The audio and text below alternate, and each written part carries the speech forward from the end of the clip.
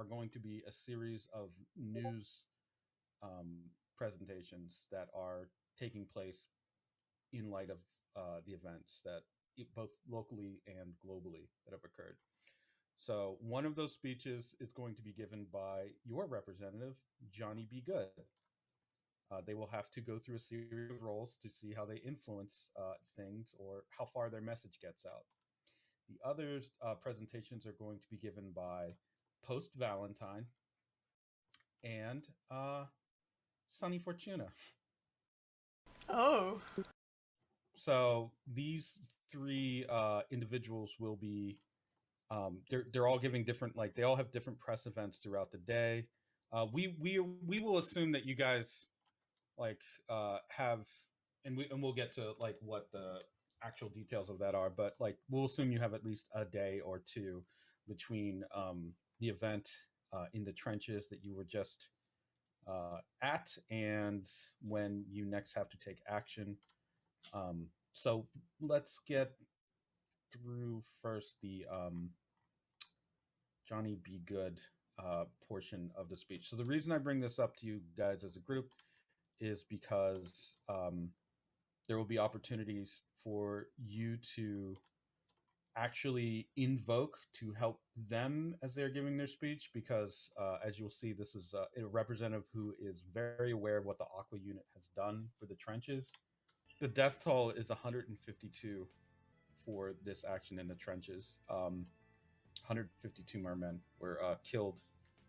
Now I be the representative of the trenches, your humble servant, Johnny B. Goode. He dabs his forehead. He would call with himself a tissue. Jonathan. Jonathan B. Goode. Jonathan Bertrand Goode. He dabs his forehead with a handkerchief. I'm sad to say that 152 souls have returned to the sea. Though I do whatever it is that I can to help the trenches and ensure a more bountiful union between those of the land and those of the ocean. I know in my heart that these actions were unfortunately those driven by hate and prejudice. I urge all of you who are watching today to step back and look at what has occurred in the trenches on this night prior. He prepares his papers. He now has to give a somewhat detailed eyewitness report. Who is it going to be? Which one of you would provide, do you think, the best, most concise, kind of like soundbite friendly account of what happened? Who in the Aqua unit is like maybe not the worst at a press release type report? I kind of feel Claudia is probably the closest to not terrible. Claudia, he's going to have to roll against, let's see, what is it now?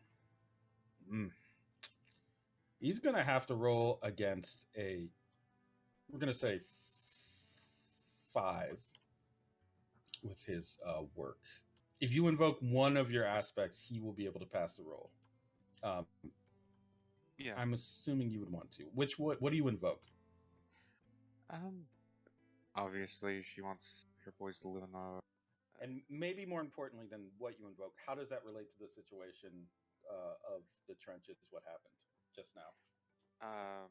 So I'm going to say give her boys a world worth living in.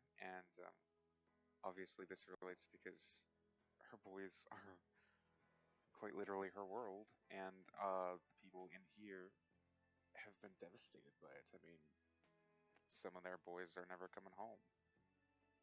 Okay. Yeah, he goes on to recount the difficulties of raising children in Stella Maris as a member of the merman community, how there are those who are working close hand in hand with law enforcement, also have children of their own, and how many of those children will now go without guardians and parents, or may miss out on opportunities to be adopted by those who were lost. In other words, that this is devastating for like the families within the merman community and thus Guam as a whole. Um, that resonates with uh, the people of the city who may have been a little incensed at the bombing of the police station about cracking down on Dagonite violence. This, in turn, reduces the threat level of the city by one. So it'll be a little bit safer, hopefully, for mermen to walk the streets, but not by a whole lot because he has other things that he has to get to. So once he brushes kind of a few tears away from his eyes, thinking about all the poor children, he continues. He even adds in a note. I myself am occasionally the host of a children's educational show. So I know how important it is to make sure that the young ones have something to look up to, lessons to be learned, even if it's something as simple as spelling and tying your shoes. Rhyming helps to make the medicine go down. Well, how do we rhyme violence against us? Normally, that would call for violence against those who have oppressed us, who have done wrong to us.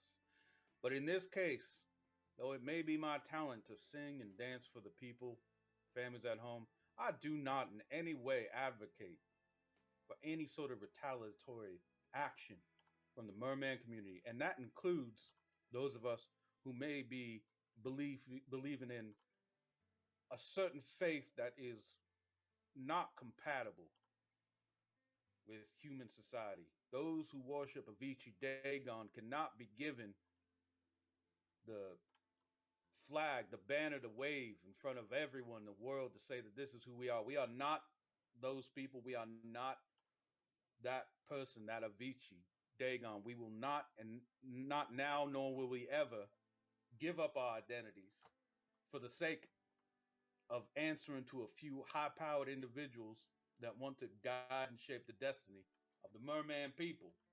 Um, he is particularly fiery about this topic. Who amongst you do you feel is the most hardcore anti Dagonite?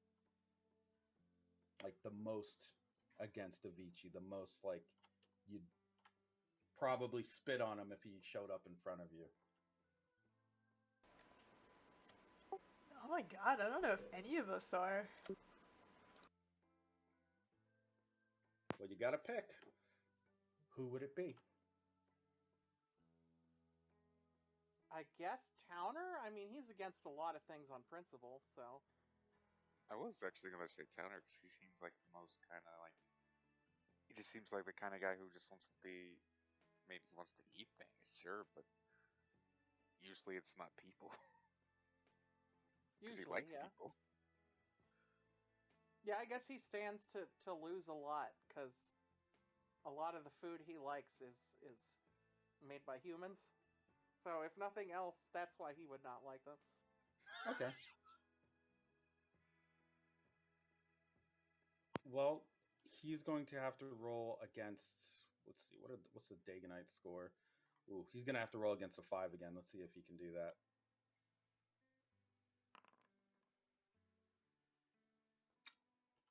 You can spend any amount of fate points invoking to help him get to that roll, but he is attempting currently to um, take away some of the power of the Dagonites to influence mermen in light of this violence.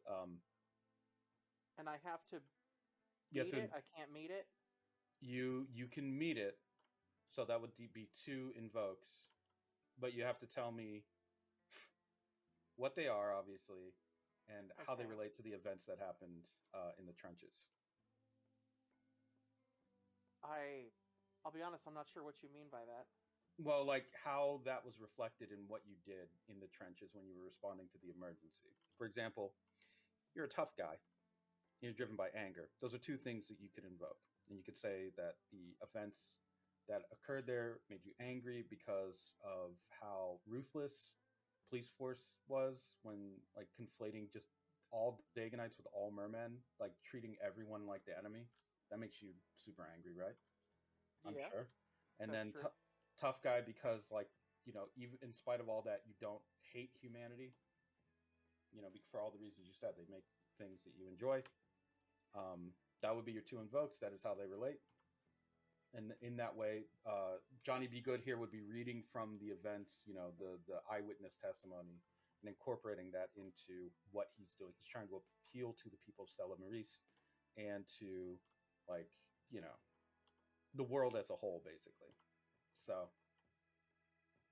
does that help? Um, Or yeah, I'll go with those two, and I'll spend one more, and I'll invoke his need for food because the world lost a great seafood restaurant last night. okay. So FYI, anything here, any result that gets past seven or past it, it becomes an internationally heard message. Oh, So if that's what you want the okay. world to know, No, then not okay. necessarily that, but um, I mean, it doesn't have to just. I mean, there's a whole other part of the message. yeah, You know. something else, please. Not just Okay, that. it's fine. Yeah, yeah, yeah. So yeah, then he goes on to this speech about how there are people, good mermen.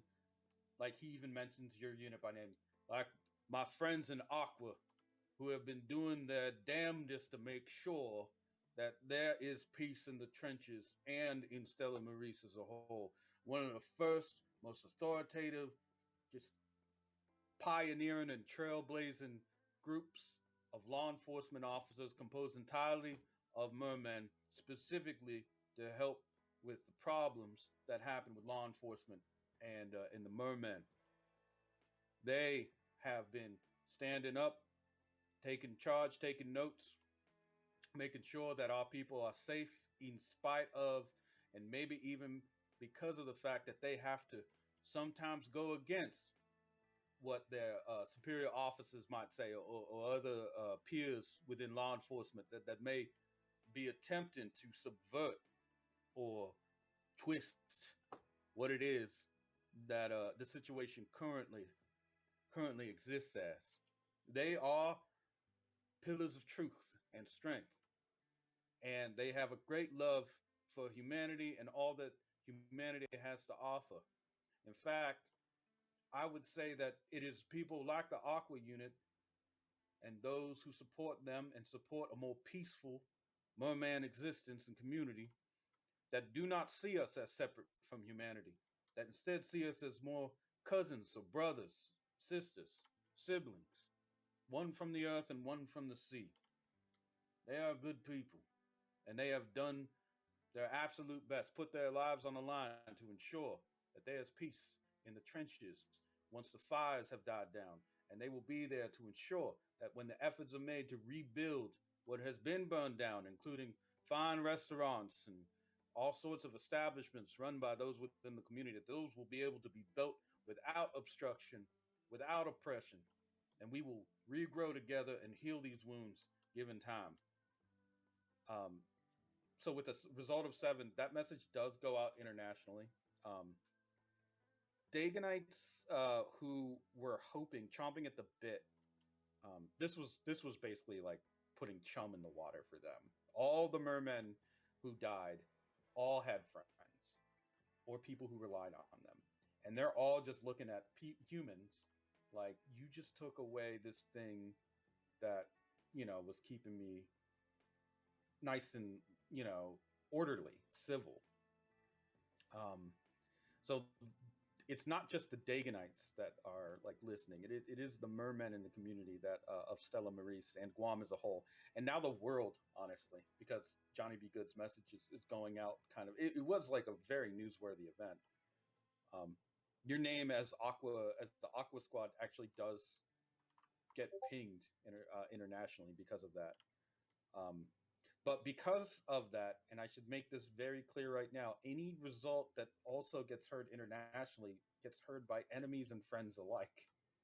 And you know for a fact that Johnny B. Good, aside from being a firebrand politician and children's show host, also frequent target of death threats. Very, very frequent. Nearly every day, this man received some manner of threat, either in the mail, on the phone, maybe even at his personal home. Um, he is probably insanely fearless in this matter, but that could be also to his detriment at some point. You would hope not. Um, but with that result, Dagonite influence actually reduces a point. Yeah. Woo! And then finally, he, was still with tears in his eyes, goes on to read some of the names of those who have fallen, to ensure that they will be heard and remembered on every broadcast and recording of this press conference. Regretfully, he cannot get to every single one of them with the time allotted. But for those that eventually, when he runs up against time, let's see.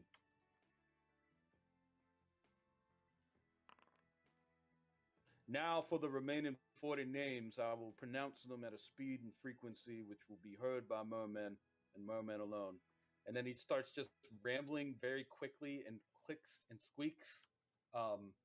You can tell this is a more aquatic language. It's similar to the Eldritch tongue that you have spoken sometimes, but it's a little bit less jarring and frightening. Just sounds more like ocean noise. Yeah.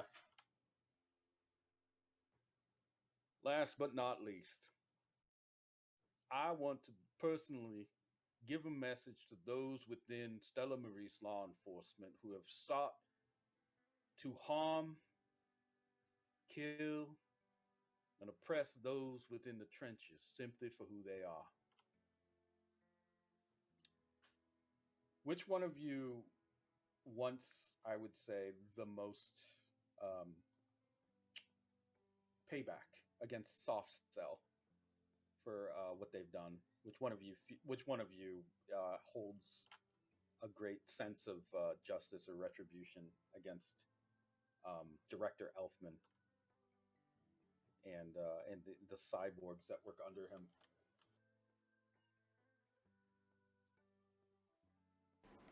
I mean, not revenge.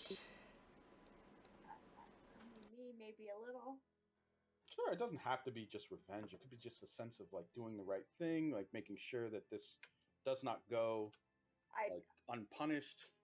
For Icepeak, she had to like literally like take care of the people and make decisions on life or death and who got to live. So she's Right. a little pissed off about that. Did I just hear a squeak? Seagull? Yeah, Sounded- maybe. Sounded like Claudia. Claudia, are you Okay. okay? Are you a seagull? I'm not a seagull. That was a cat, I think. Are you sure? I have this basket of fries that's just out in the open.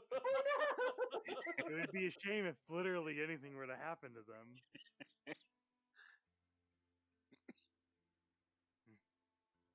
Granted, my cat would definitely try to get those, so maybe my cat's a seagull in disguise. Yeah. Wait, Obviously. I mean, I try to get them. I like fries. we're all This seagulls isn't inside. this isn't going to help my situation, but I would definitely try.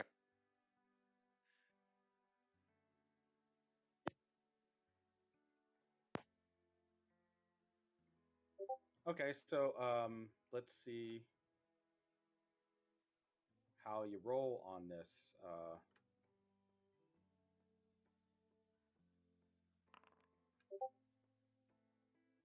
Okay, to meet this roll, yeah, he's gonna need we'll say another 5, so just another fate point invoke.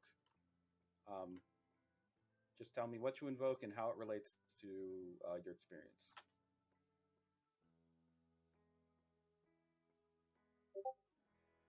Or you can invoke, 3 times to make sure it's heard internationally as well. It's up to you. Sorry, I'm sorry. This is me. Mhm. Wait, can you repeat what you said? I'm very sorry. Oh, I'm sorry. Okay, so if you invoke once, he will pass his roll and get his message out to Soft Cell and Director Elfman. If you invoke twice, that message will be heard internationally. to well, he is an international thing. Yeah. But she's not much of a public person. So I will invoke once. Okay, what do you invoke? Just being a doctor and maybe telling the stories of what happened. Okay. Okay. He adjusts his posture. There are those within Aqua and those within the community who responded, who had the skills of doctors. There were artists, there were singers, there were historians, there were craftspeople, there were hard laborers like you and I. And all those skills and hearts came together to make sure that there was as little damage as possible. And even with that, there was a great deal of devastation. We may be a kind of people who were initially created for conquest and war. There's no doubt about that. And there can never be any doubt. Let us never forget our history so that we never repeat it. But in the time since then, and as we have grown alongside humanity over these past few decades, there have been many beautiful flowers that have bloomed from the wreckage and ruin that was our origin. We will not let you poison and taint the good work and progress that we have made as a people and as souls on this very same earth that we all share. I, Jonathan Bertrand Goode, do solemnly swear to all of you listening today that I will do my very best, just as those representatives of the Aqua Squad did their very best to fight and ensure a more peaceful, a safer, and a happier Stella Maris and Guam as a whole. God bless all of you, whatever God you believe in, and let us never repeat the events that occurred on the night prior. And he kind of adjusts his hair a little and nods to some people, and some people nod back, and some cameras go off, and he quickly makes his way off the stage with some armed security. They are really keeping a close eye on him. You hear there are some boos and jeers in the audience. Judging by the accents, they sound like they're locals, probably natives. Not everyone is a fan of Johnny B. Goode. But as a result of that part of the speech, we will say that Soft Cell doesn't necessarily have the public support that they thought they would after this event. Kind of polling shows later that it's a more of a mixed bag than they thought it would be. More of a 50-50 split in terms of public opinion, leaning more towards against, thinking that Soft Cell did the right thing in their supposed anti-terrorism action. Johnny B. Goode is whisked away to safety. He'll show up again at some point. But now you have your representative. He did an okay job. Pretty good job, actually. The international message is pretty good. So it goes out loud and clear that there's a lot happening. Stella Maris, more eyes are going to be on it internationally. It is the largest merman community outside of Atlantis, so that is going to definitely have some repercussions and reverberations. So the second big press conference that occurs within a very short period of time is an announcement by Post Valentine.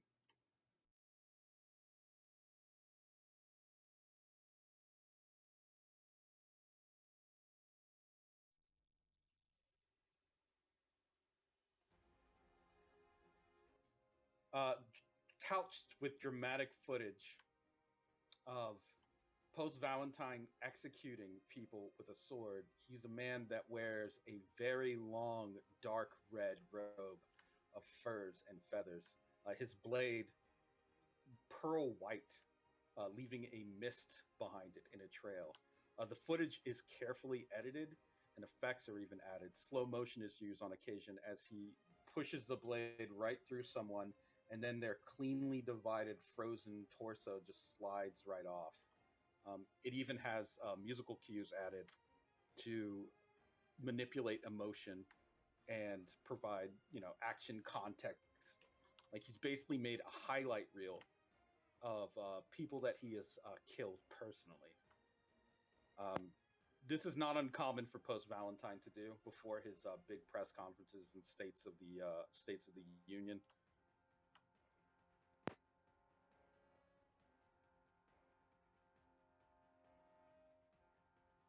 Let's get him out. There he is. Post Valentine appears on the screen in a room by himself. It's just an all white, looks like a hotel penthouse. There are a few bodies strung about the room. You can only see their legs. There's an arm hanging from a chandelier, the other part of it just barely out of camera view. He has his hands clasped in front of his mouth and nose as he just stares forward at the camera, kind of quietly as the music continues, until finally he just draws his hand across his neck. That's enough of that.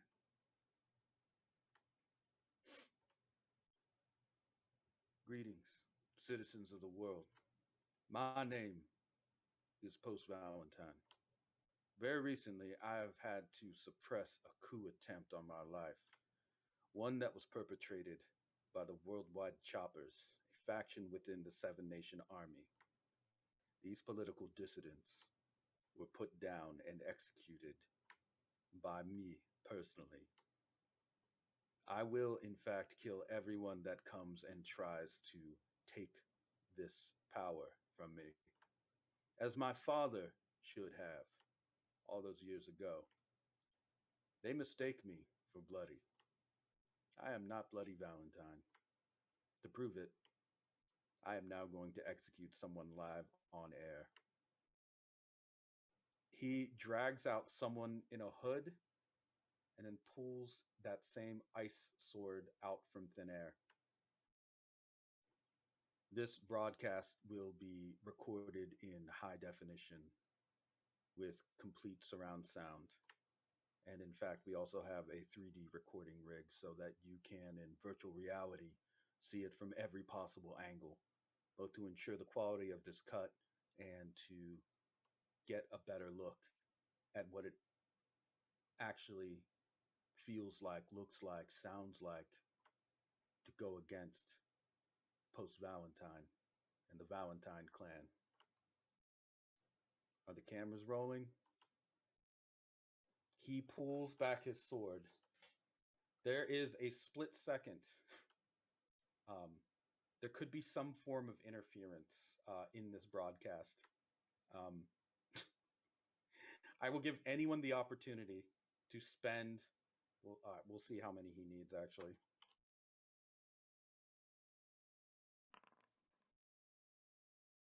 Oof.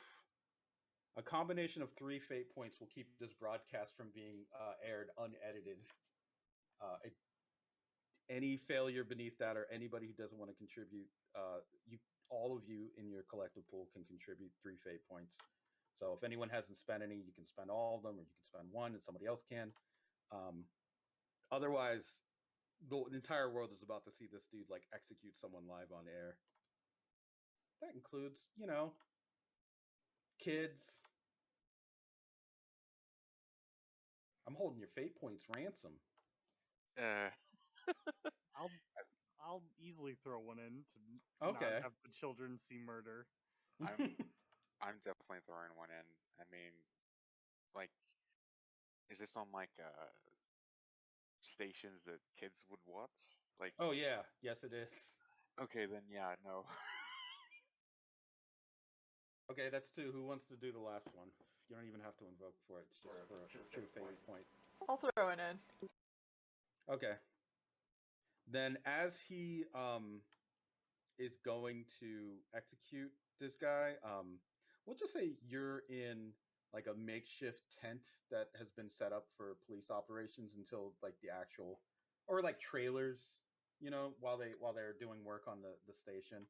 Um, you see a guy, whoever's around. You see a guy with a just a jumpsuit on, kind of green hair tied back behind a cap, sneeze.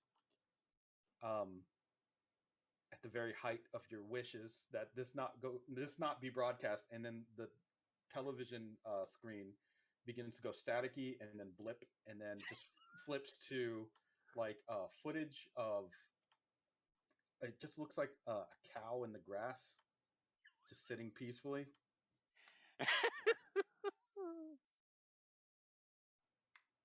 and then finally cuts off and says technical difficulties, please stand by. uh, Later he will make that footage available for people to download and access. But the entire incident is blamed on a series of just electrical storms that are occurring, as well as frequent and unexplained timequakes, as they're called, that have been kind of rocking the area. These quakes are very strange phenomena where pieces of the world seem to be like the clocks are going a little bit wacky. Atomic clocks are not synced as they should be. Computer clocks are 1 or 2 seconds too fast or too slow, and it's messing with equipment kind of generally globally. Finally,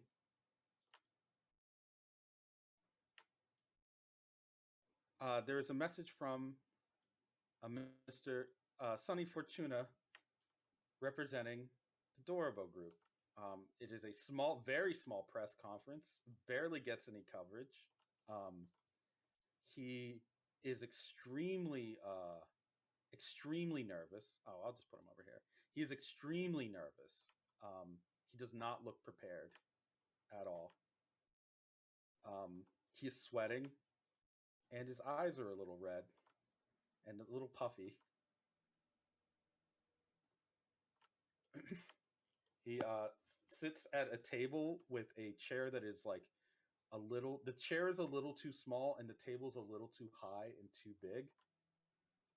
And when he goes to adjust some of his papers in a tablet, the tablet actually falls off and takes the papers with it.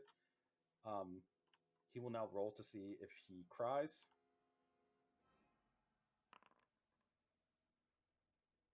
He does not cry on camera. You can tell for a moment there was a flinch, like he was going to be very upset.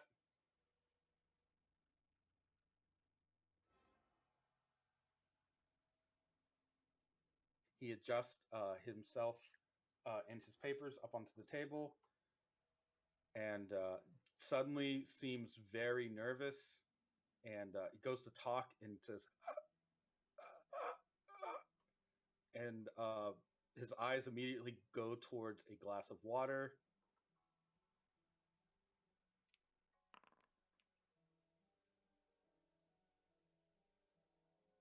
Oh no, let's see if he can make... He can, in fact, grab the glass of water without knocking it over onto any of the equipment or papers. Shakily, he brings it up to his lips and begins to sip from it. Eventually, he does drink half of the glass of water and put it down. Hello, my name is Sunny Fortuna. I am the CEO of the Dorbo Group, and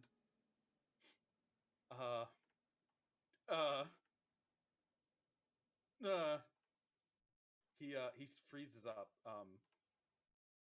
You can either spend a fate point and invoke something to get him to not freeze up, or he will completely beef it, and the broadcast will be cut. I'll go ahead and spend that last fate. Oh, will you, as a mercy? What do you invoke? I will invoke sunlight. I mean, Okay. Seems like he really wants to do the best he can. So. Yes, he remembers an interaction that he may have had with you regarding your sunny disposition, or just how cool and casual you can be. And you can hear him actually say over the hot mic, just All right, keep it together. All right. It's a beautiful day outside. It's very sunny.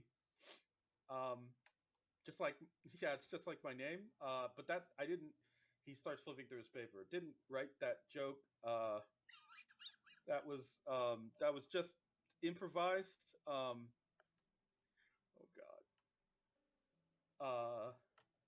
Recently, the Dorbo group has been involved in. Unfortunately, it seems the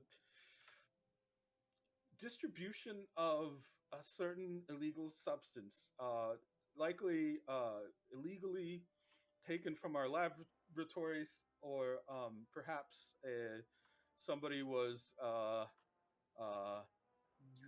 muscled into um, using some of these supplies, not according to corporate doctrine, but instead the probably it wasn't. It was. Uh, um, as a result, I, as the new CEO, will be personally making sure that monies are put aside to deal with insurance payments and medical care, um, and we will also be helping to fund the creation of a special clinic specifically for those who have been hurt by this unfortunate event. And I am personally sorry for what happened with the drugs. He just blinks at the camera. He is very much on the verge of tears. Um, he feels that you can feel it as the camera's on him. That the lights are too high. As you can see, sweat really starting to pour down his forehead, including one tear from the corner of his eyes. Oh dear. The camera does not flicker or look away. It just keeps focusing in on him, just slowly zooming in. Who is the cameraman? You hear someone from behind the camera say, "Come on, wrap it up."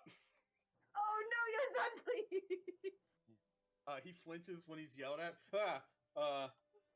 In closing, the Dorbo Group is not only a group of traders, investors, and inventors. We are also involved in building political alliances and and real estate, and so that's why we are also announcing that we will be working with post Valentine as he unrolls new government initiatives and programs with the Seven Nation Army, and we look forward to working more closely with the world's governments to not only take care of illegal drugs in in Guam and but also in places like he flips through the paper. Um, Thailand is a place, and uh, I, why did you put Alaska on here, Yozan? It's a place. Just keep reading. You suck. Sunny just fumbles and takes his glasses off slowly, and just says, we will be doing our best to build a better, bright, and cleaner world with the Dorbo Group. Thank you so much for your time. And now, please enjoy." As he motions towards, he wheels his chair away awkwardly and motions to the side, where a bastard robot is kind of standing at the ready with a cane and begins to very slowly, awkwardly dance. You can even hear Sunny in the background going, "Ha ha, that's really cool." And then the robot finally, as it's dancing, missteps, trips a little, falls over completely, hits the ground face first, and his faceplate shatters loudly. And then the camera shuts off.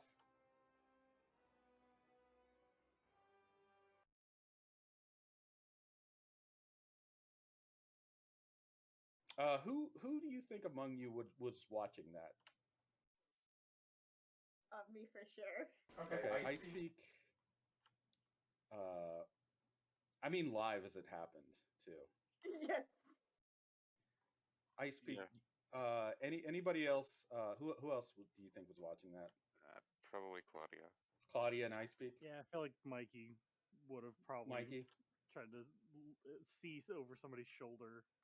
Okay. Just kind of peek in, and then just could not avert his gaze from what was happening.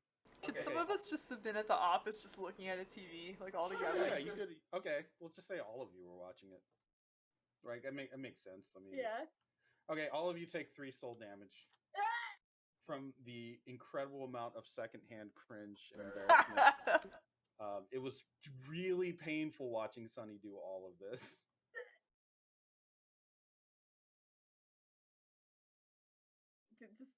Just text him right after. Good job. He's on Do Not Disturb. You know he is. Yeah, still. I should text Yeah. those 2 words. It's just probably just like a enthusiastic little. You did good. All right. Yeah, thank you for you did good. I'm sure that'll keep him from crying. Oh. Let's see the state of Stella Maurice real quick. So, with all of that,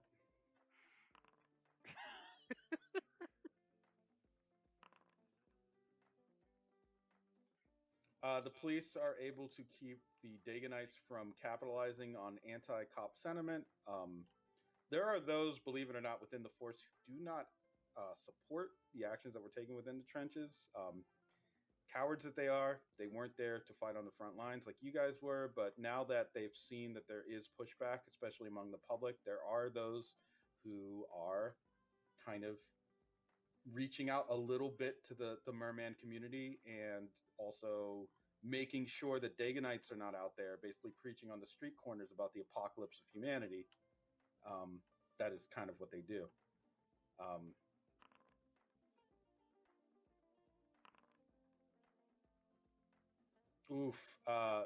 As a result of Sunny's disastrous speech and the Valentine clan support that they have just like espoused, the Jaguar clan has actually hit several Dorobo group holdings within Stella Maurice and basically robbed them blind or otherwise set them on fire.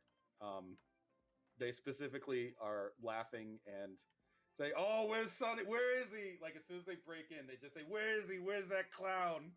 Where's the funny guy? Where's he hiding?" Dorobo loses 1 point of influence in the city, putting them at a flat 0. Oof. Finally, Sunny's ego is gone. oof. Recent tensions between members of the Mafia and the Cure clan regarding the shipment of certain goods, likely illegally acquired, have gone awry. The Mafia has been emboldened somewhat by changes in violence within Stella Maurice to now basically snub their nose at the Cure clan, who are seen as weak. As a result, the Mafia gains 1 influence, and Cure clan remains at 0. They've been stiffed on some things that they put down money for, and the Mafia is not looking to give any of that back. Yeah, it's a hard life. Oh, I guess there's one last roll.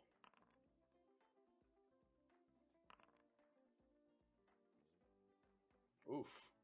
Well, at some point, a high-ranking individual from the Mr. Clan had appeared within Stella Maris to probably deal with some of the political issues that the samurai clans are dealing with.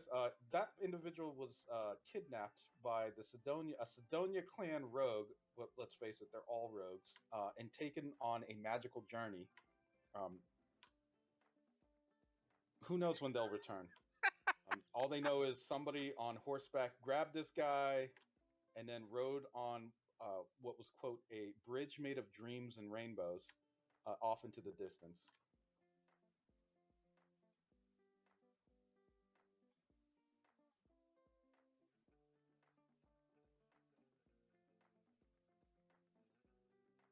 I'm sure it'll be fine. Neither Sidonia nor Mr. Clan gained any more influence. They both take a wash on that, and that is your State of Stella Maris update for now. Let's get to, let's see.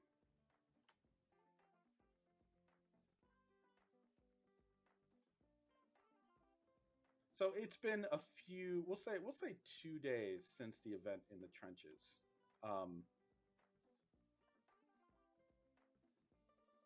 Dude, there's a few questions I'm going to need you guys to answer before we get to like roles and all that. First is, what did you guys do with the Madonna, Maddie, when, I mean, she's in your custody. Officially speaking, you can like put her under some form of police protection if you think that her life is in danger. But the thing about police protection right now is soft cell technically are the cops. So if you put her in police protection, they're probably going to find out where she is. Oh shit. Icepeak has been looking for a new apartment since everything exploded.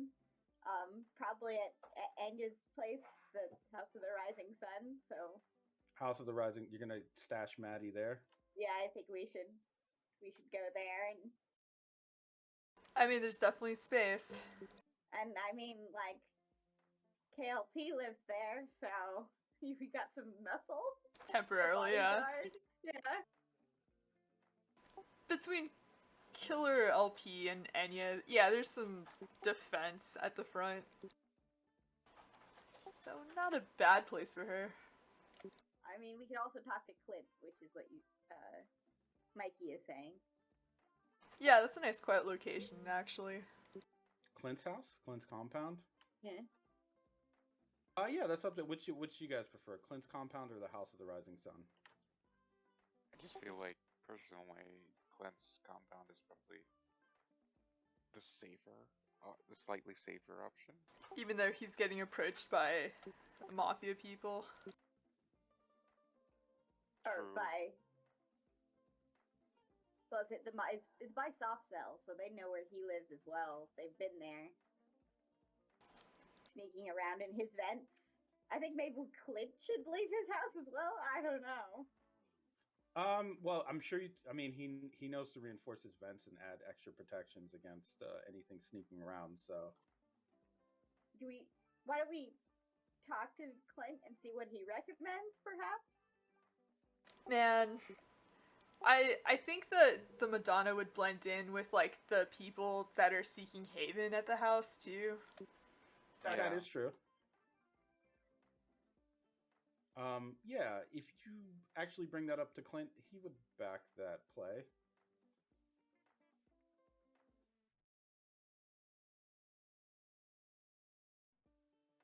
Which play? The one about keeping her at the House of the Rising Sun. Hate to say it, but well, this ship's got a few holes in it. Haha. Oh boy.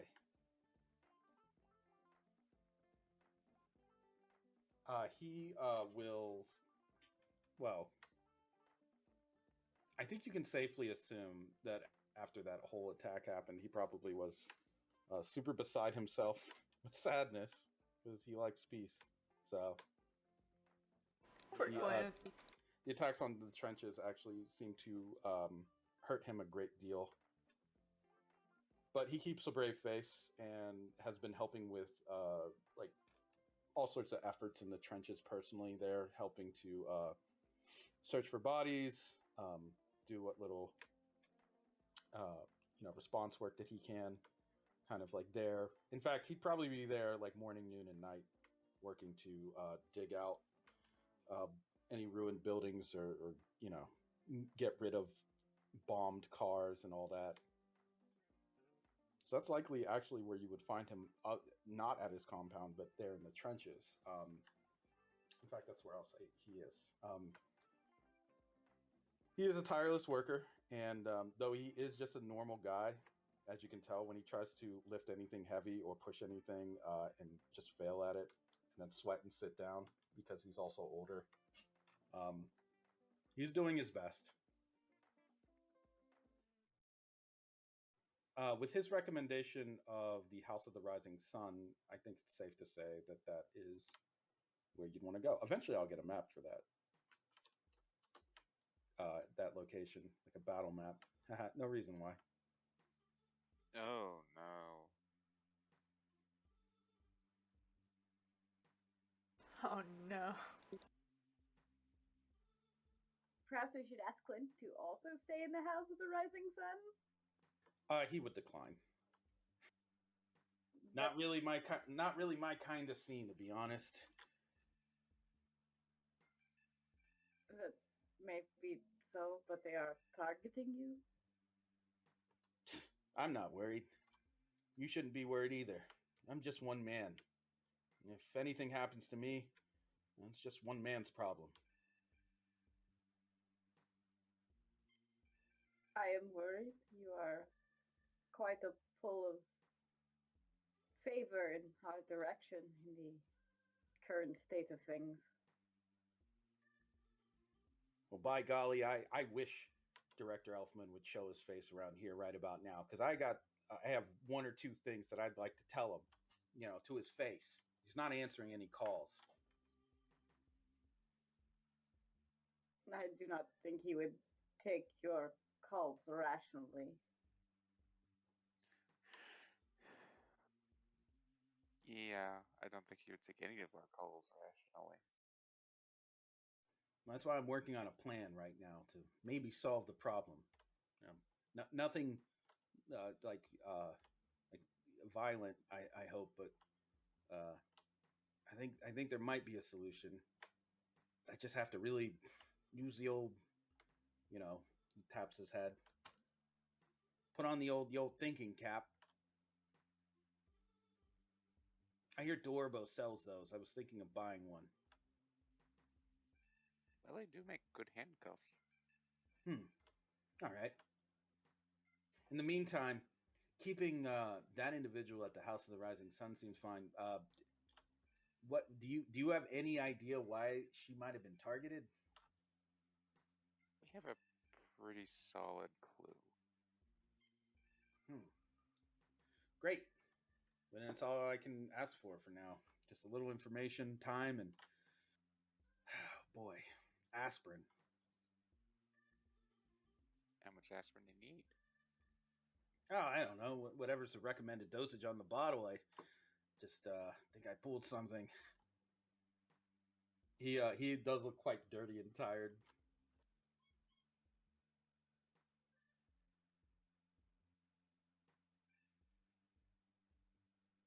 With I would assume aspirin. Icepeak would probably have some aspirin. Oh yes, definitely. Yeah, she'll pull that out of her bag for him. Oh, speaking of your bag, it seems that Clint is probably busy, and maybe even trying to rush you out the door. But there was a thing I think you wanted to ask or bring up to him at some point regarding the medicine that was in your vest. Oh yeah, I found a prototype of medicine in this vest. Sorry, what do you mean by that? It was a merman adrenaline. It helped in regeneration. Pardon me, doctor, but I don't really know much about medical stuff. I don't know anything about that, if I'm being honest. I was just wondering if who had this vest before me. He looks a little uneasy for a moment. Well, like I said, it was sort of just taken. There was a veteran. The it's called the.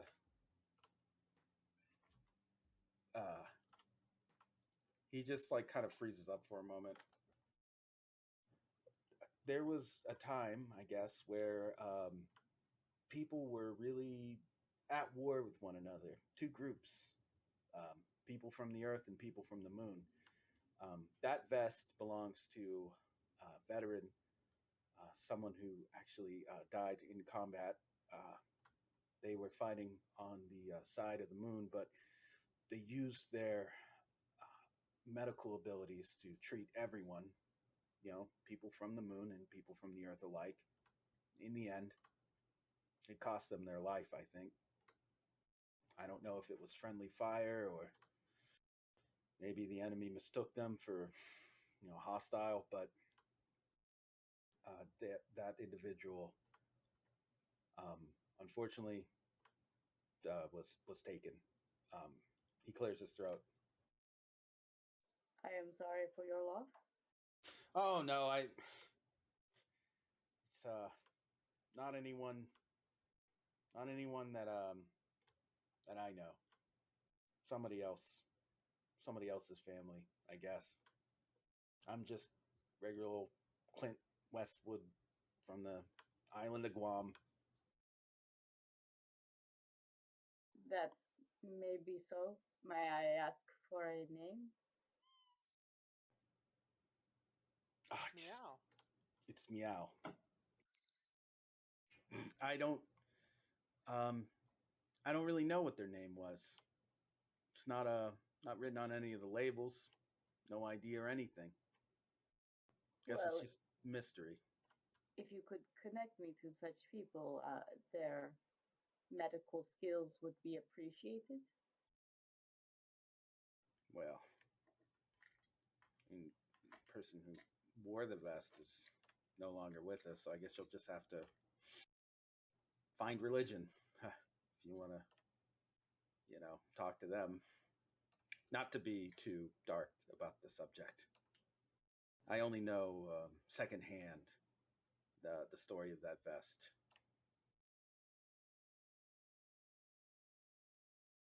The religious figures I have met so far, I do not completely trust, if I am being honest. He kind of like chuckles to himself. I guess that doesn't surprise me. I mean, look at the state of the world. People running around, power unchecked, killing whoever they want. Religion's a hard thing to buy in a market like this. I mean, what need do you have of gods when stuff like this is just happening everywhere? His eyes kind of like darken and he stares distantly. But I have need of medicines, so. Right. Good, of course. He snaps out of it. I'll tell you what. I'll just check around and maybe I'll get more information about the vest or how that adrenaline could have gotten in there. I'm not really sure. It's been in my possession pretty much for the past couple of years, a long time really. So I'm not sure how it would have slipped in there, but stranger things have happened. Well, if I can find the source, I can reproduce for further cases of monumentous injury. I guess to me it just kind of sounds like a miracle or something. The thing about miracles is usually they just happen once.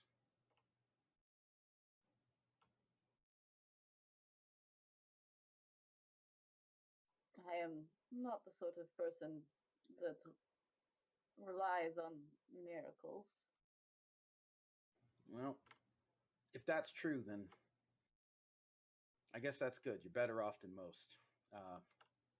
I'll see what I can find about information regarding the compound or I don't think I'm ever going to find out how that got in there, but I could certainly try. Um, I don't know how soon I can actually get to it. There's a lot right now at the in the trenches, as you know, and also with the police station being bombed. And I have other resources I can reach out to in reproducing this sort of thing, but I was hoping to avoid owing such favors. yeah, of course, you never want to get like we're cops, right? You don't want to get cuffed to anybody as far as personal responsibility goes. It's always unfortunate, especially when you owe favors. So I would say, I'd recommend probably at a safe distance, just kind of figuring out where you might be able to put out feelers for that sort of compound. And as for how it appeared there, you're probably just likely better off not even worrying about that for right now. Could have been what are they called? Stand user or something? Yeah, I guess we've met a few of those. Yeah. Yeah, they're weird. Not my favorite people, to be honest, but what are you going to do? Big, weird world. I find the weird world fascinating, but troubling. Speaking of troubling, I have to go pick some things up from the dry cleaners. My clothes are a mess, so I guess if you'll excuse me, I really will have to be on my way now, Dr. Icepeak. Yes, have you spoken to a doctor? About? Oh, the anomalies in your blood? Oh, you know what? Slipped my mind, actually. I guess I should probably make time for that. But you know how it is with work. I just so busy all the time, just very, very busy. Well, if you wish me to run tests, I am available, but I didn't assume you wished that to overlap.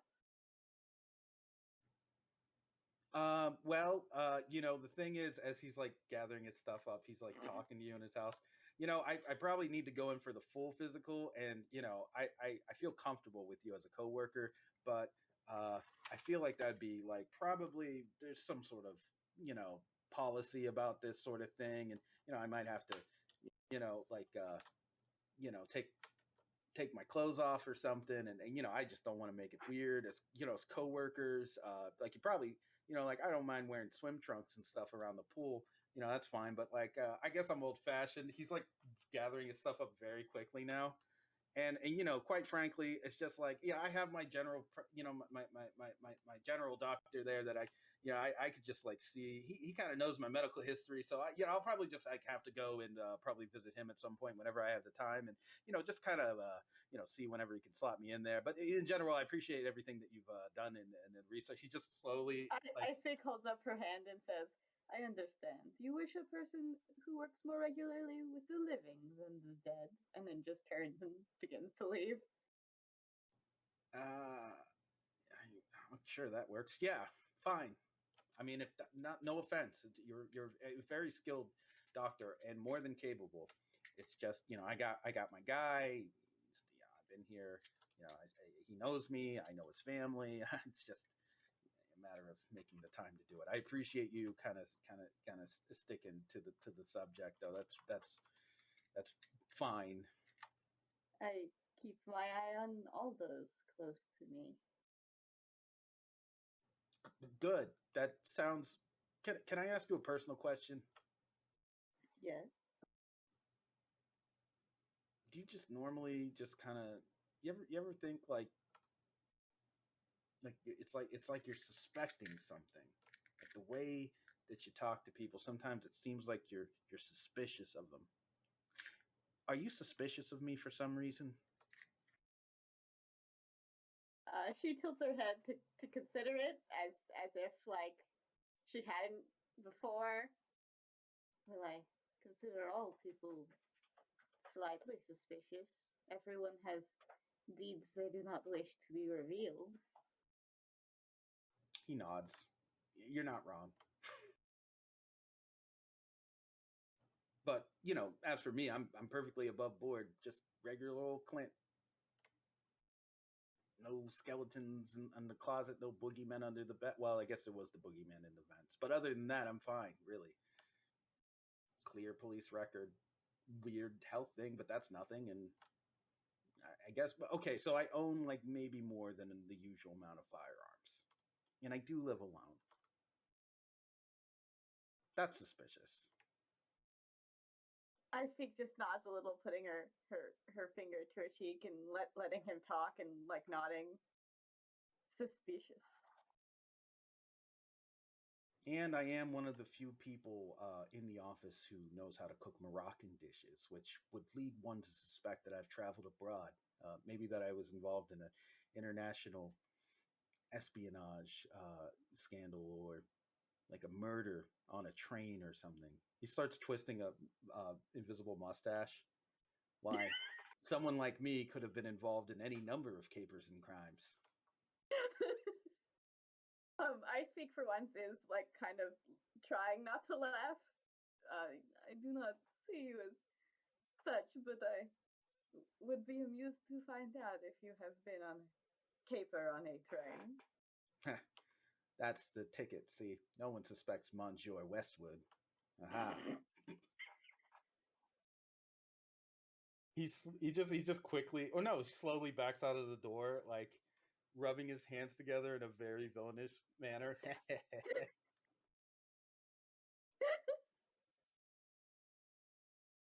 You are a lively creature, Mr. Westwood. Yeah, he escapes. Like he uses this to escape. Yes, good. Clint has recommended that you go to the House of the Rising Sun. He's answered some questions. Yes, he has escaped the menacing Icepeak. Maddie, who you saved from the trenches, from the algae apartments, is not a woman who talks very much. She seems very tired and dehydrated. Her skin is very dry. Her lips are cracked. Her eyes are always kind of red and puffy. She seems like she might be sick or something, but it's hard to tell. If pressed about her stand, she won't really talk about it, but any of you are free to ask her questions. She is just staying somewhere, we'll say in a pretty secure room of the house of the Rising Sun, so like, not somewhere where she can just be boxed in, or people have easy access through the windows or anything like that. Like, she is in relatively the most safe part of it. She is a woman who wears mostly older clothing, kind of ragged, sits on the floor with her back to the wall. Doesn't seem to be too chatty. Okay, yeah, Enya's gonna find that out because she's been, asking her questions as she's trying to make her stay comfortable. Like, she'll ask, so where have you been staying up until now?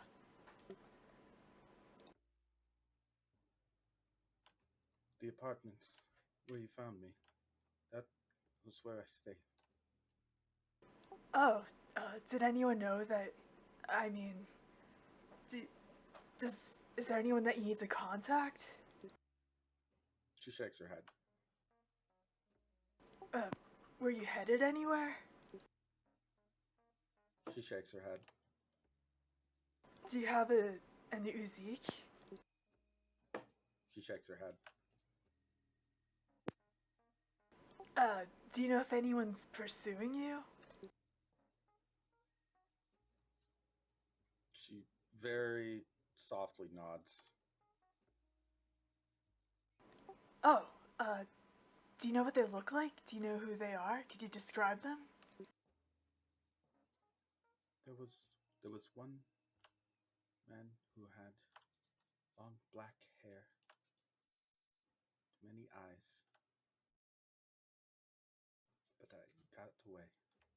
slipped while he wasn't looking, and I escaped. Other than that, I don't know. The police wanted to kill me, I think. Human police, I assume. She nods. Okay, well, you're gonna stay here for a little bit until we sort of sort out where we could put you that's maybe safer.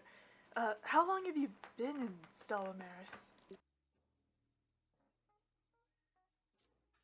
I don't know.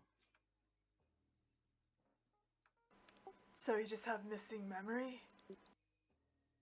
She shakes her head. Huh. My whole life? She shrugs. Do you remember coming out of the ocean? She shakes her head. I was born in a hospital. Oh, here in Guam? She nods. To parents? She nods. Oh, they would probably want to know that you're okay, right? She shakes her head. They're not around. What happened to them? I don't know. One day, they were gone. Were they nice people? She nods. Would you like to see them again one day? She nods. Do you think they could still be in Guam somewhere? She shakes her head. I don't think they are alive anymore. Is there anyone else, like, around? I assume most of us are listening. I know I now have well, I'm trying to get an apartment in the House of the Rising Sun, so I would at least be there. Yeah, I would assume Icepeak would at least look her over, because she does look sickly.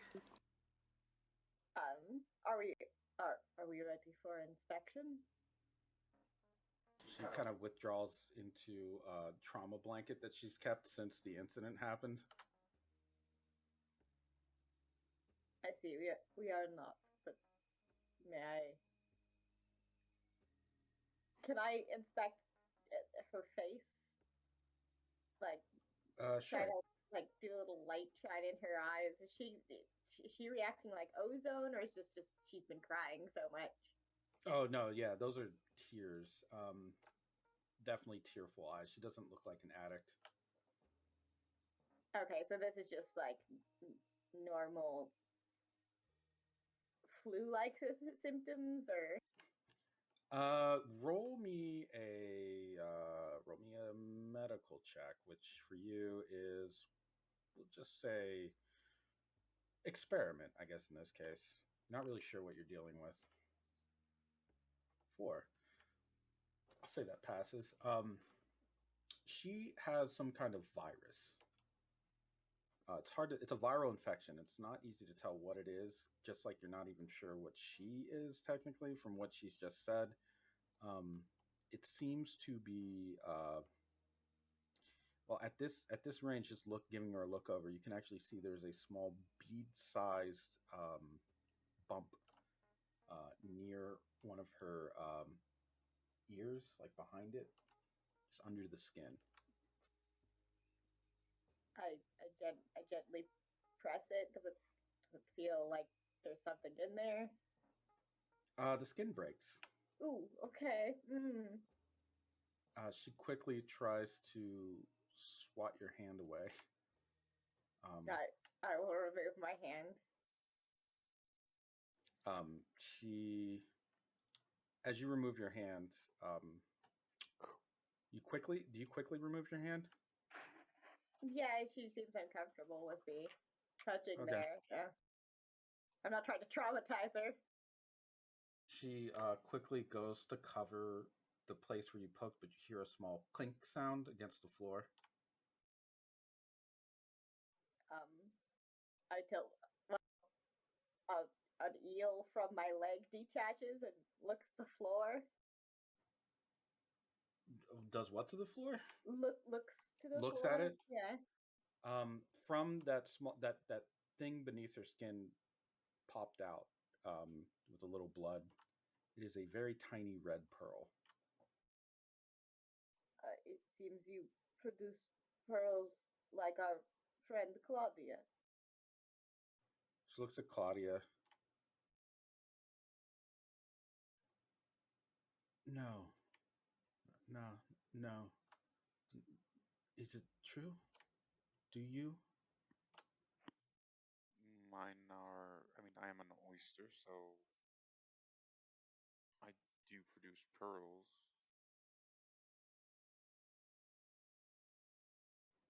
She reaches down onto the floor and picks up the little red pearl that fell out from her skin and holds it up towards you, Claudia. Like this? Definitely not like that, though. Not like that, rather. She kind of clasps the pearl in her hand and withdraws back into the blanket. These pearls, they're cursed. I don't know why I make them. I don't know what they're for. But I know when people are exposed to them, they begin to act weird. So I should keep myself hidden. How weird, if you don't mind me asking. Like, they go insane, or kind of. She nods. Oh.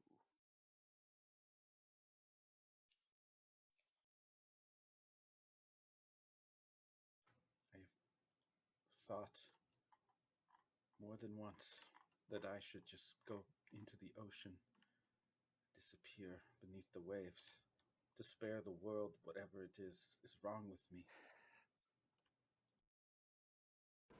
No, you're fine. You're safe here and you're not disturbing, let alone hurting anyone, so we'll figure this out. Yeah, that's what we do. I mean, even if we do stumble on the answers sometimes, we're gonna figure this out.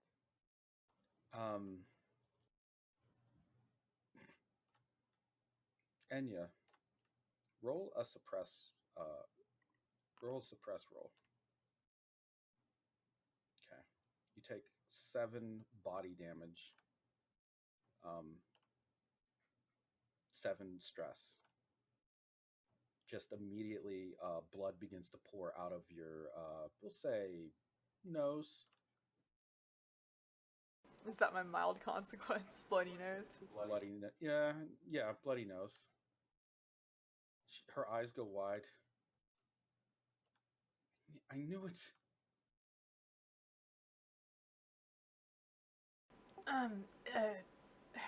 It's just dry in here. I'm just gonna go grab some water. I'll be right back. Enya, as you're going to go and get water, give me another suppress roll. You're rolling against a 10. You take 5 physical stress as you are beginning to lose your ability to balance.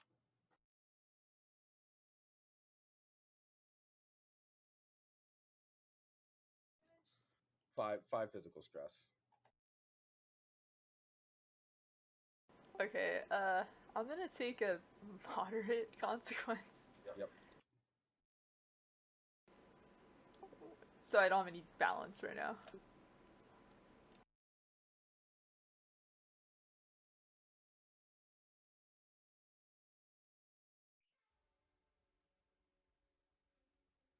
Something is like basically striking out at you from within.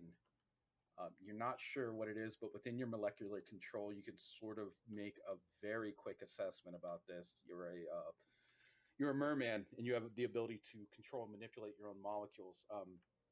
something right now is basically shredding some part of you, your core. She's gonna try to sort of steady herself against the wall and look to the others, and then really quickly back at Maddie. Maddie, what? Is it just close proximity to those pearls that hurt people? She has withdrawn fully into her blankets and just begun to rock back and forth. No, no, no, no, no, no, no.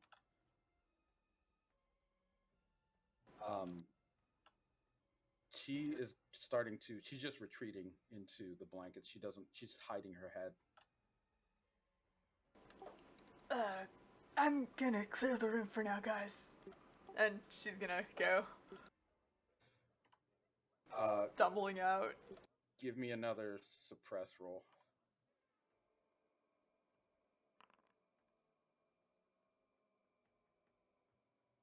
Take 8 physical stress. Can I invoke? You can. Yeah, absolutely. If you invoke twice, you will take only 2 physical stress. Okay. What do you invoke? I'm gonna invoke all of everyone, and everyone has a use because she knows that it's coming from Maddie and she wants to be strong to not fall apart around this. Okay. You hold on to everything that you can to try and fight off the effects of this. You can't tell if it's an attack or what. As you were doing that, you feel very, very heavy. Extremely heavy. Like heavier than you've ever felt in your life.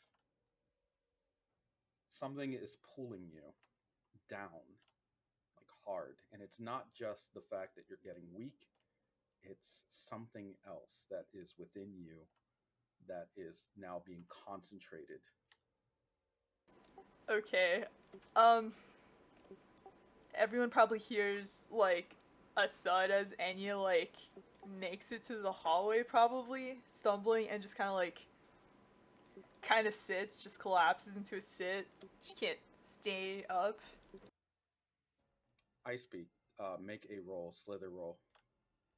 And I'm going to assume Blue is there. I'm going to assume you're all there, so don't worry. Icepeak, unless you invoke, you're going to take 8 physical shifts.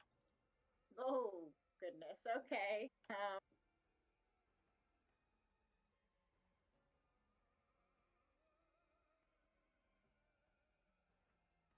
Yeah. And Blue, I need you also to make a hard-boiled roll. Yes, it happened first to Enya, and now it's happening to you and Icepeak. Okay, so you take 7. Icepeak, you take 8, unless you invoke. Do we mark that on our sheets? 7. You mark off the 5 and then a mild consequence. So for you, Icepeak, the mild consequence is your eyes start to bleed. Just bloody eyes. Oh, good.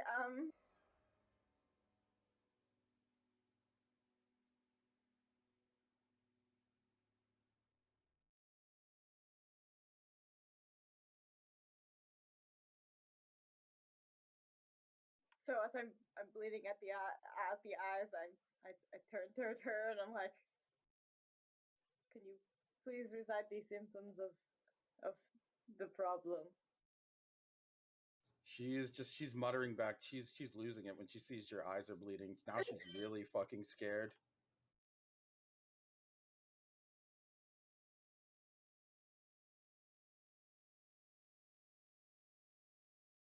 Yeah, she's really no help. She's hysterical. You guys just reached out to help her, and now it seems like whatever problem she's dealing with is killing you. Oh well, yeah, well both. Blue, your mild consequence is we'll just say you start to go a little bit blind. Like your vision is going very blurry.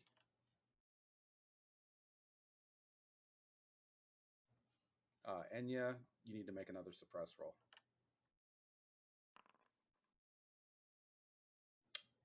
You take 10 physical shifts of damage. That is, that's all of you. You have no more. No, that's not true. You have a 3 shift of stress. I checked off a 4 and I need a severe. Yeah. Your severe is that you are blacked out. You've lost consciousness. You've been, we'll just say, taken out. I mean, you're not going to be able to even. I mean, you'd have to roll a 7 not to be taken out. Enya is taken out. She is pretty much down, and that crushing weight is just so heavy as you black out. Okay, yes, there's a very loud sound as she just falls over in the hallway, very ungracefully. Towner, Claudia, Mikey, what are you guys doing? I guess I'm assuming that you're all like kind of in the area at least.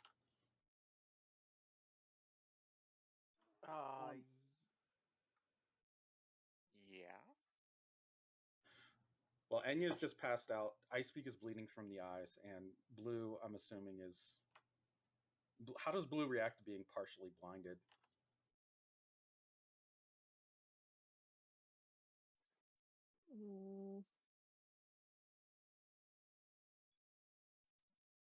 I don't know. She'll probably be like a little bit confused at first, try to like squint and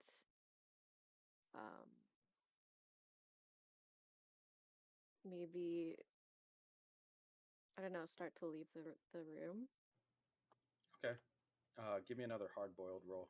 You have all your fate points, so you can use them if you want to try to get away from this. But there's no telling. That's a 10 shifts of damage incoming. Okay, yeah. I'll invoke. Okay. What do you invoke? Maintain control. So my need, yeah. You need to maintain control, and then what else are you invoking? Are you just invoking once, or are you invoking 3 times? I'll invoke one more. Survival at most costs. You're invoking twice? Yeah. Okay. Then you are able to cut that down to 6 damage incoming. So mark off a 4 or a 2 stress box, and then your moderate consequence. You are now fully blinded.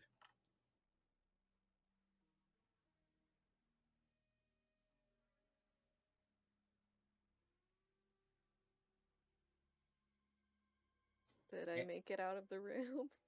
Yeah, you made it. You can stumble towards the room. You're used to being operating in the dark, so this isn't like the worst thing you've ever been involved in. But the pain that's racking your body right now, it's making it extremely, extremely difficult to like move with like mental coordination. You're doing it, but it's difficult. At that point, you feel something like a knife in your back. It's not a physical knife. If you were to reach there, it's not like there, but it feels like a blade's gone into your back.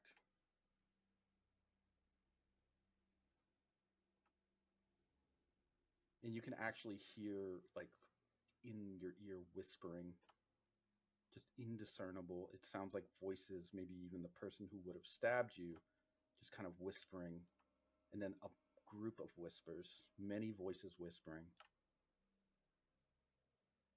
Can I make out anything they're saying? Give me piercing gaze roll. To 4. Yes, you can make out some of the words. The words are All-Star and He is come, day at hand.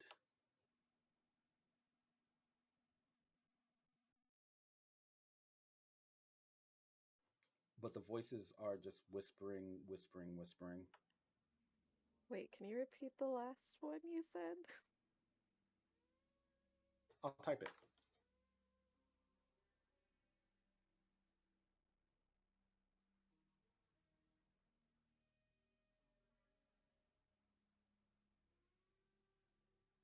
Thank you.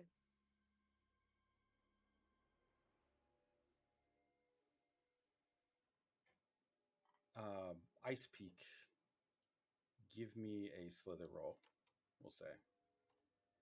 Or we'll say a leech roll, actually. The 4. Surprisingly good. So the reason why I said leech is because as you attempt to speak again, blood begins to pour out of your mouth. This is way more blood than should be coming out from any kind of internal injury, especially from you.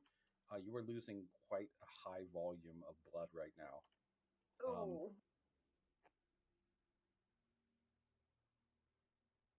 You take 6 physical shifts. You can invoke if you want to cut that down to, I guess, 2 physical shifts as you are attempting to retain your blood. May I ask a question? Yeah, go ahead. Is the lamprey with rust taking damage? Yes. In that jar, it is currently wriggling around and turning the entire jar red. Okay. Then even Icepeak will try to like slither from the room, like she's kind of falling apart. Yeah. As you're losing blood, the lampreys just fall off. The eels just fall off of you. Is that what happens? Yeah, like more and more of them are not responding. Okay. Well, Blue can't see that, but Mikey, Towner, and Claudia, you can all see Icepeak trying to. Well, you see Enya collapse, and she's crushing the ground, like actually crushing it. Icepeak is currently losing eels. Blue is just kind of just feeling around, I assume, like trying to listen in on voices that aren't there.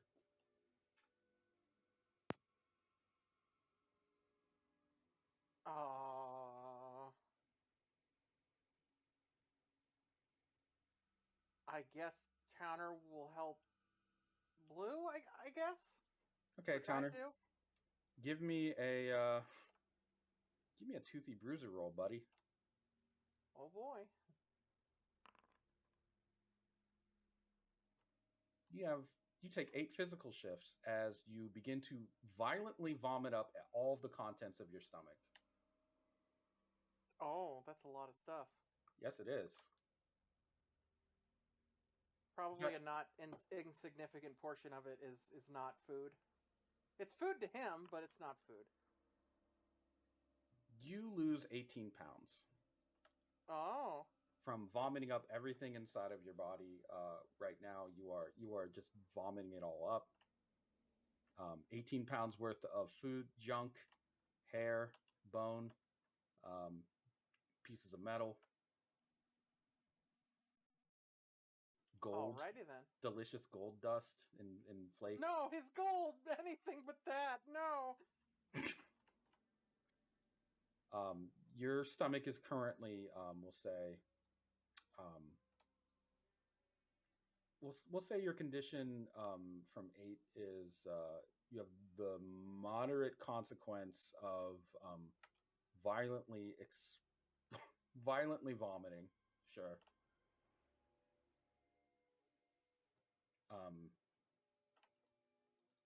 Mikey, I'm going to need you to make a roll. Slick roll. You know the passive difficulty here.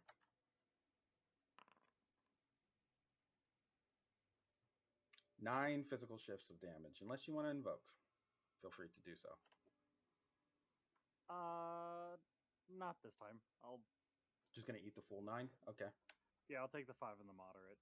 Okay. The moderate consequence is, like Blue, you are also starting to go blind.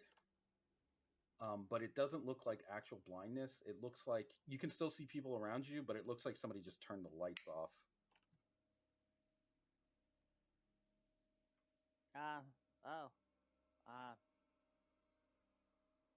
This is happening to everybody else, right? As he's like starting to look around.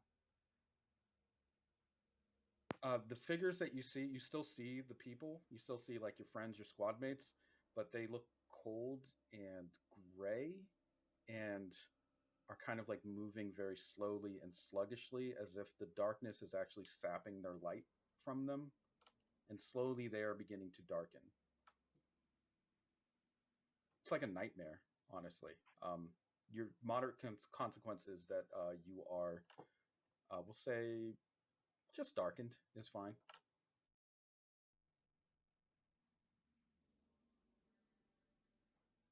Okay. So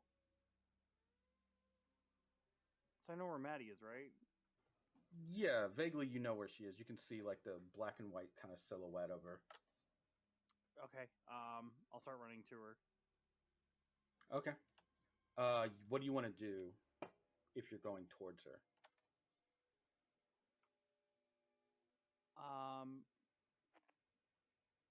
I guess yeah, Mikey would think that this might be triggered by her or by the pearls or whatever just happened.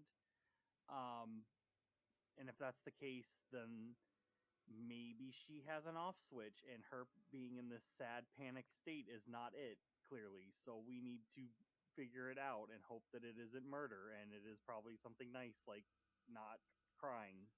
Mm-hmm. Sure. So you're gonna try to comfort her? Yeah. We'll see how that goes. Okay. Till I'm dead. You reach out towards her, and you can see her black and white silhouette, kind of like staring up at you in horror, like recoiling from you. She just takes your hand as you reach towards her, and pushes it away from her, and it feels like when she is like touching you that it's not a person's hand but instead like almost like a water just like washing you away. Like it feels like just an incoming wave just guiding your hand into another direction. It's gentle, and it doesn't feel threatening or forceful. It just feels like she is lashing out, kind of, but gently so.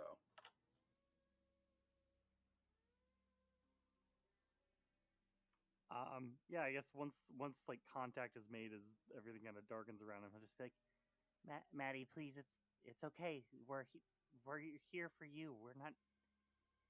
It's okay that this happens. Everybody has weird things about them. We've had to stop 2 people from being eaten by their stands. It's life is very weird here in Guam, and we just we're trying to help.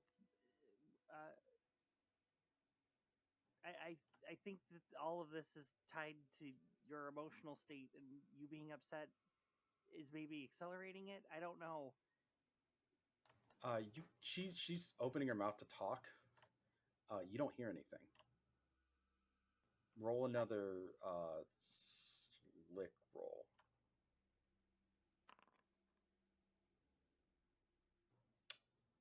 Nine shifts of physical stress.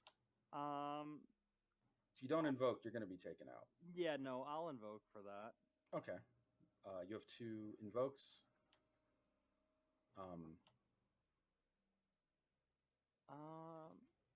Yeah, I'll eat both for that. Okay. What do you invoke? I will invoke my drive, which is learn everything he can, because he's got a lot to learn in a very short amount of time before he probably blacks out. And then know the enemy, because stand attack, I think, uh-oh. So he's trying to, yeah, he's just really trying to work, like, learn, figure it out, what's going on. Right. I guess if he can't hear her, he's just gonna go, I can't hear you, so I'm gonna try something else. Who has the pearl? She does. He just goes, hand me the pearl, hand it to me. And like his Yeah. Uh-oh. Oh.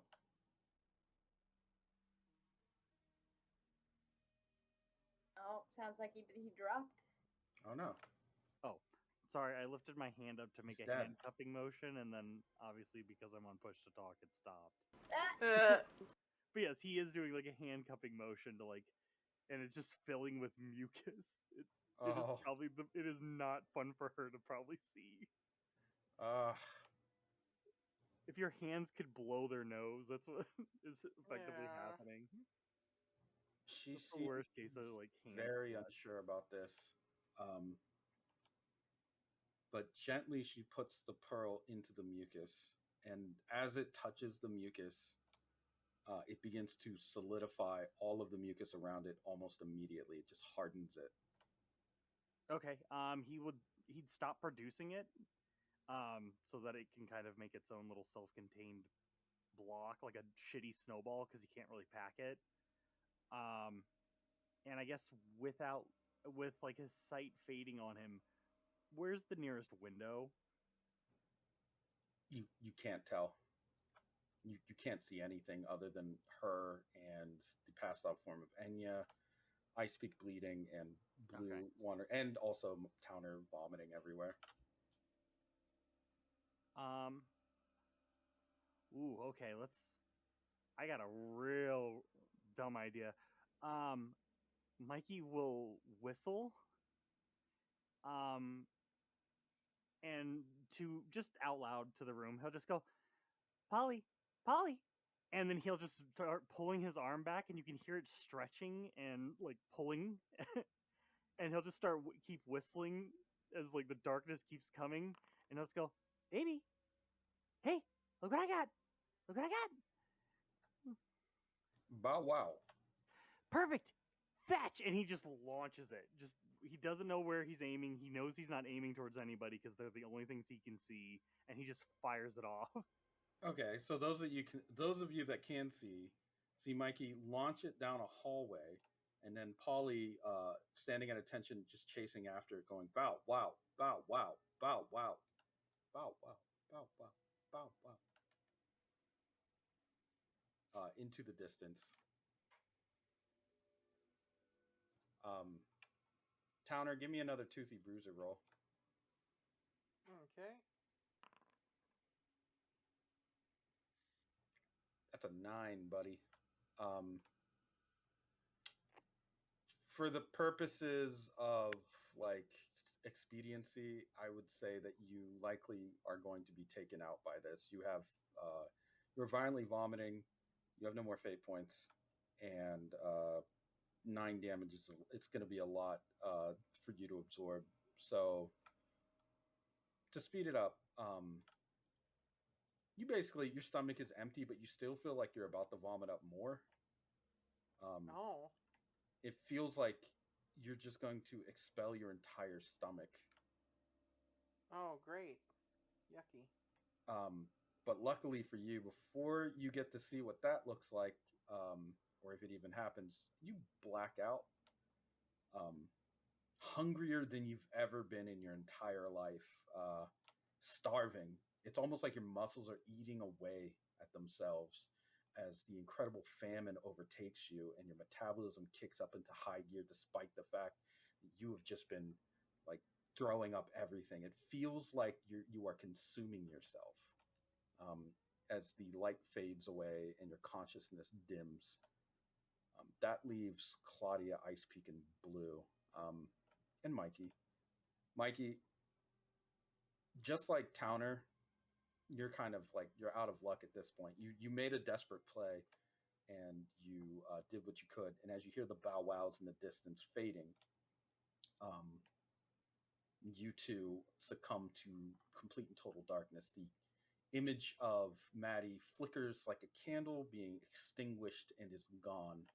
There is no one here. It is colder than you have ever been, almost like you were in a void or vacuum. You can't even breathe here. There is no life and nothing can be sustained in whatever it is that you are in. You are also taken out. It happens just like that. Your light flickers off. As he's blacking out, he'll probably just be like, "It's not your," and he just falls over.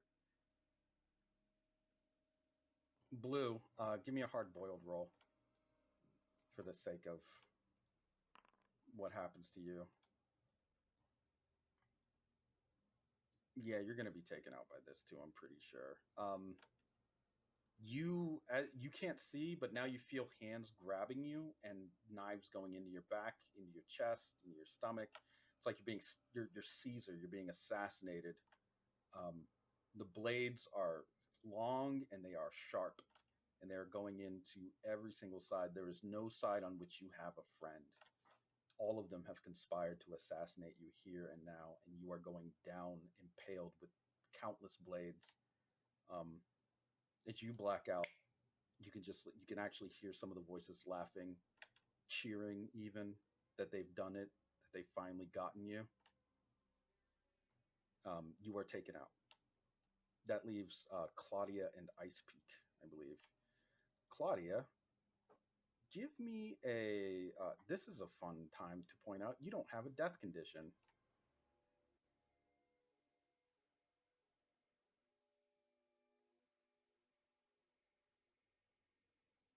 What do you feel like, Claudia? What do you? Oh, are you there? Huh? I was saying Claudia doesn't have a death condition. Yeah, I've been thinking about that. Well, this is the time to figure it out. What is Claudia's death condition?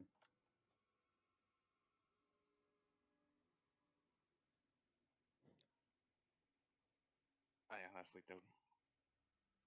I would say that Claudia does a lot of trying to talk her way out of things. She's a singer. She tries to soothe and calm people, so it's probably being silenced or muted. Probably, yeah. Okay. You tired? You sound like you might be sleepy. I am a little tired. All right, I'll just motor right through this then. Claudia, at some point your throat starts to close up. You can't make a sound. We'll skip the rolls on it. Don't worry. Like it'll be fine. But like, as your throat closes up, you can't breathe anymore. And as you can't breathe in any way, even shifting yourself around with molecular control to form gills or other breathing passages, the air isn't coming, the sound isn't coming, your voice is just like choked out. We'll just say you're taken out if you're cool with that, because it does sound like you're pretty tired. Yeah, it's fine. Okay. The last one standing is Icepeak, who is bleeding out, losing a bunch of eels. Icepeak, you can see Polly chasing that ball. You can see everyone around you has been pretty much downed. They are not going anywhere, and they look very, very, very, very bad.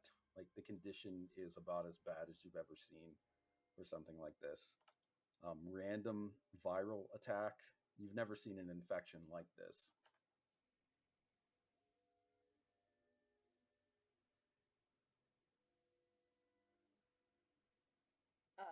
Yeah, never.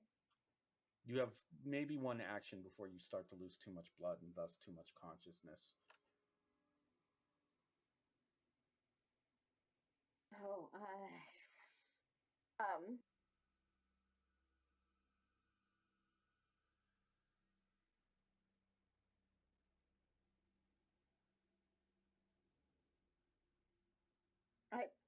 what's Clint gonna? I guess he's human, so this might not affect him. Yeah, that's true. Yeah, I guess I'll call Clint. Okay, what do you say? You have maybe 3 or 4 words before you lose it. He picks up the phone. Hello?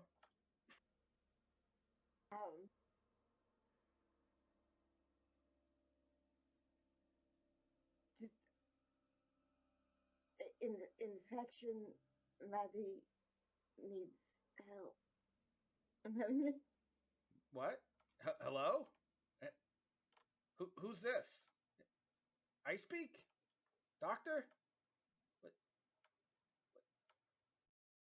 Where are you?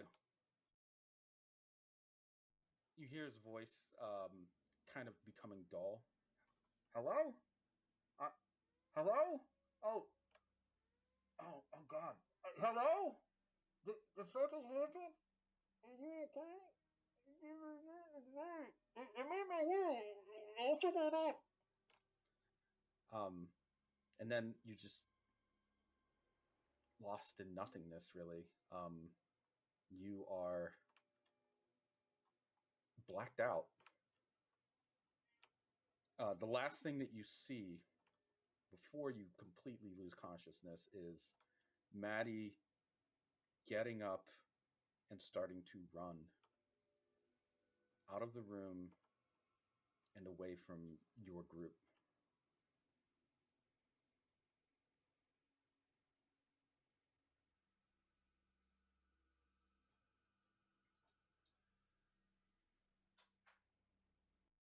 And that's where we'll end the session. Good night, everyone. No, I'm kidding. We win. Oh.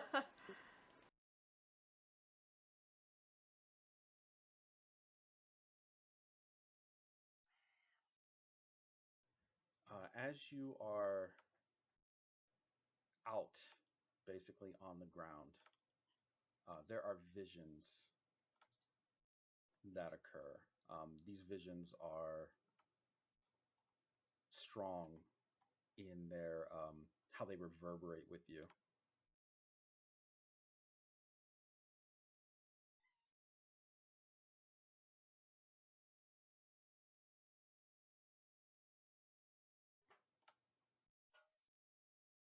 Boop boop boop boop boop boop boop boop boop boop boop.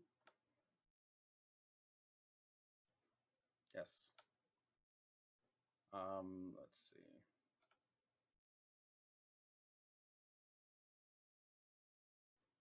There is a strong force that is speaking kind of within you, something that is saying a message, but it's just unclear. You can't quite make it out at first. Each one is different for each of you. The visions share a similarity in that they are places that you've never been and people that you've never really seen. For you, Blue, that vision is of you are in a field looking up at the sky, and you see that there is a star shining brighter than the others. Not the sun, not the moon, but something else. But in that star's light, the clouds that pass cast the darkest shadow possible, denser than anything you've ever seen. These shadows wash over the land like their own small floods of blackness, over you, over the grass, over the trees, and in the distance on a hill, over a figure that is standing and watching you quietly with very, very bright, vivid blue eyes staring in your direction. For you, Claudia, you see a vision of, it looks like a giant picking up a smaller giant and then eating him head first.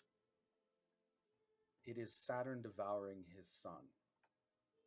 Okay. You see it happening, and the Saturn that is devouring his son, you notice, has very red lips, sharp teeth, shockingly red hair, greenish hue beneath the eyes. He turns and regards you after he takes a final chomp out of the head and slowly begins to move in towards you with one hand outstretched, a green mist and fog kind of pouring out from his body, like the sort of the vapor that occurs when there's an animal in cold weather. But this poisonous mist is withering away the trees, darkening the sky. Now that it's done devouring that child, it's on to the next one. For you, Icepeak, that dream is of a single star over a manger, modest and small. And the light of the star illuminates the pool of blood that has begun to spill from the manger itself. There are bodies scattered around throughout the manger, and atop it, on the roof, is a single black swan, which seems quite proud of what it's done. In the light of the star, you can tell that the swan is not actually black, but instead soaked with blood. But in the light of the star, it just looks black. It stares at you intently, as if offering you a piece of the meal to come and eat at this table. For you, Enya, you find yourself within a massive cage made entirely of bone, like the ribs of a giant. And at the very center of it, at the heart, is a giant beating silver organ, just like a human heart. It pulsates with mercury and liquid light. That heart beats a little bit irregularly. The rhythm is strange, off by a tick. And though you're not sure how you know this, you know that in time, those little ticks off rhythm will lead to its death. For Towner, the dream is one of an ocean of black with specks of white, where you can swim freely. And in the distance, you can see there are other people swimming just as freely as you are. And together, they all seem rather joyous. When they see you, you actually see them waving to you and welcoming you into their waters. The closer you get, the more you see that they are beings of light themselves. And if you were to look at your own hands, you would see that you are a being of light. Though you are a bit dimmer than they are, it doesn't seem to matter. And for Mikey, finally, what you see is another star, different from the others, one that looks a little bit more like the binary blinking of an electric light. You can see that in the distance it is looking at you, and then you're the only one, really, who hears something. You hear basically this. Oh God, help me! Get me down! Please, get me down from here! Screaming, endless screaming from a voice, someone trapped within the sky in a prison of steel. The closer you look, the more you can see. It seems a construct of man. And you can see the eye of the person within it. You can see how panicked it is. But you can do nothing to help them. They are simply too far away. Except for the fact that as you consider saving this person in need, your feet feel a little bit lighter, and you can sort of like lift up slightly. The longer you hold that thought, the more you can lift up to reach eventually the very height of the sky, the very end of the atmosphere, suborbital. You can actually see the Earth below you from the perspective of this thing. You can tell now it's a satellite that is a coffin mounted with machinery, and behind a small glass window, you can see the face, crazed, drenched with fear, of whoever is trapped inside of it, screaming for help.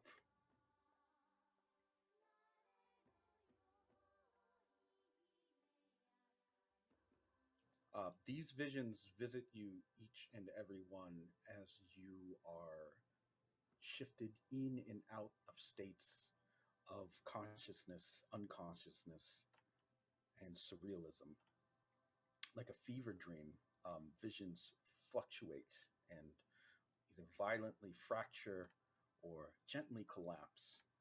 But as with all things, they come to an end.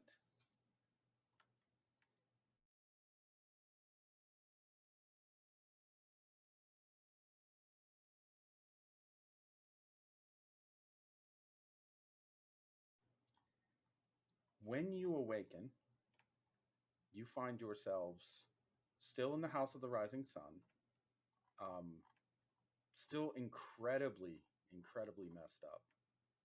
But you have been kind of like pulled together against a wall with blankets put over you, and Clint, very panicked, screaming over the phone that he needs a bus over here right now. There's some people that pass out. He doesn't know what happens. He thinks they're poisoned or something. Several, we'll say 2 hours have passed since you lost consciousness. But even if you are full up on consequences, you are officially taken back to the world of the living. You are not dead.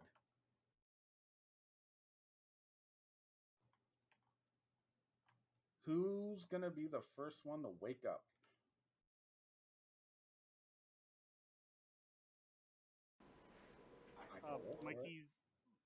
Mikey's arm will slowly lift towards Clint. Clint will quickly take your hand. Hey, De La Cruz, are you okay? Are you conscious? Are you in there? He just in like in a very small voice, he just goes like, I got you. I gotta get you out. And his like other arm starts to kind of come over, and he's just with like both hands holding Clint's hand. And he's like, I got you. I helping. Clint just shakes his head. Just hold on, buddy. I'm getting help. What happened here? What?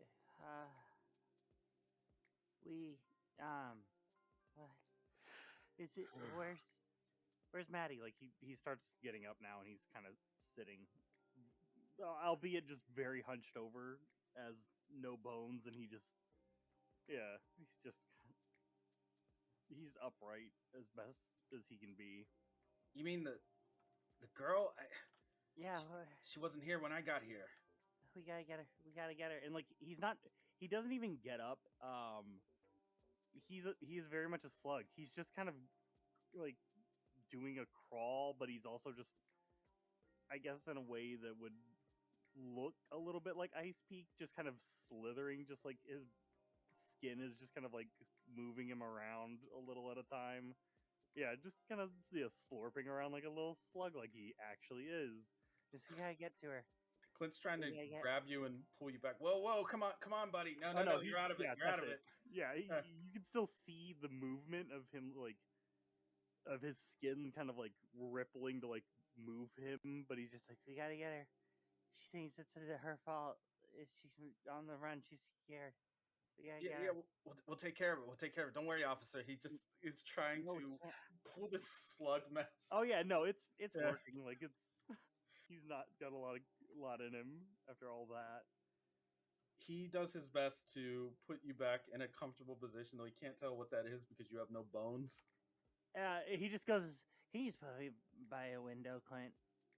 I'll help. And he again, now he's trying to help him, like whatever direction he starts getting dragged, his helping kind of slurp around.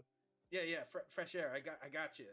He just pushes the window open. He even like cuts his hands on some of like the nails so you can see he's like starting to bleed a little. Just darn window. He breaks it out with his fist. He just punches through it. His hand's really bleeding now.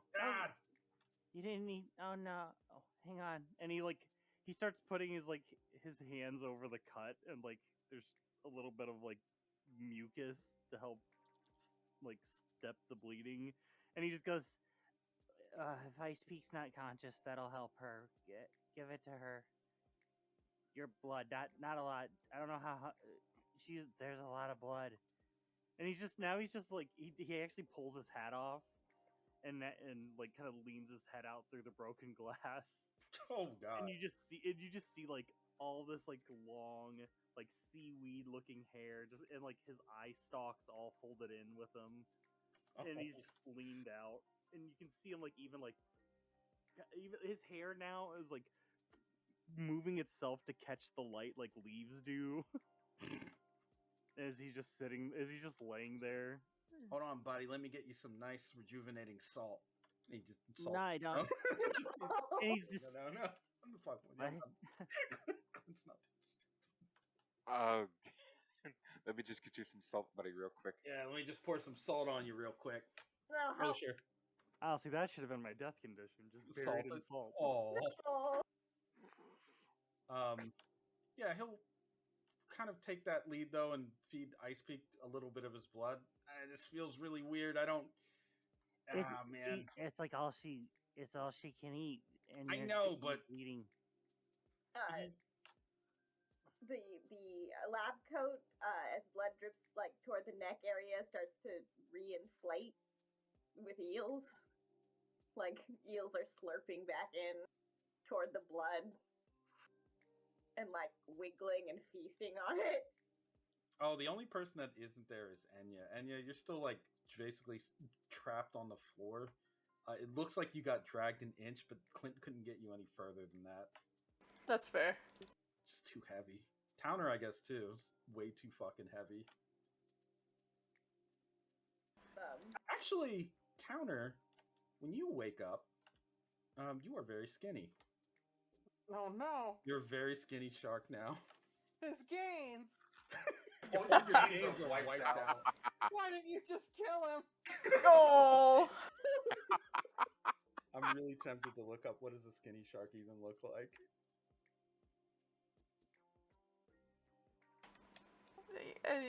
Oh. His bullies are gonna sing Baby Shark at him now. You don't know what you've done to him.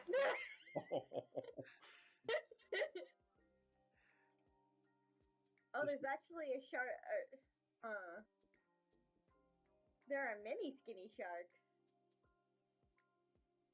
You'd be a rapier, or what is it? Rapier wielding shark. It says. Still sounds cool. Just a very skinny shark. You are like your ribs are showing. Your head is bigger than it used to be because of the relation to the size of your body. Shoulders are like narrower, almost like a bobblehead. He probably starts trying to eat whatever is the closest inanimate object. Like a table or something. It's the stuff he threw up. Oh, that didn't digest, like a tire and stuff, just inedible things anyways. Yeah, Icepeak, I think you've been given enough blood to come to. Her reinflated coat suddenly sits straight up, like it doesn't look like she has muscles that pull. It just sort of like slurps upward, and her head starts to like reform out of eels.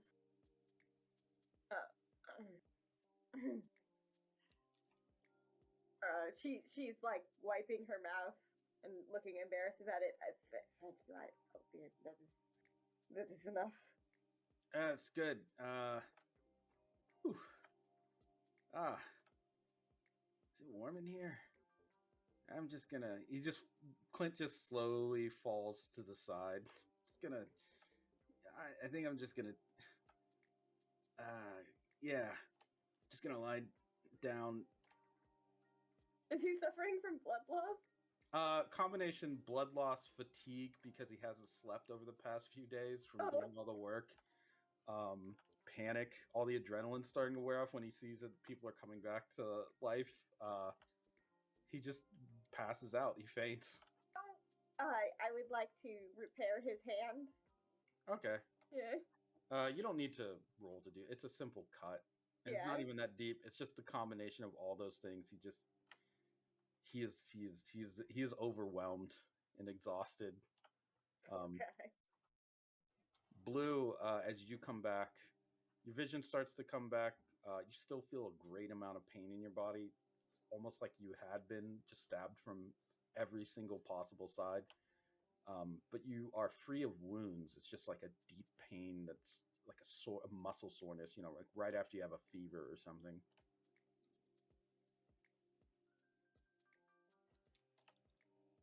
Yeah, you do. Yes, you have that now. I'm sorry. Yeah, I guess she just tried to like sit up very in pain and slowly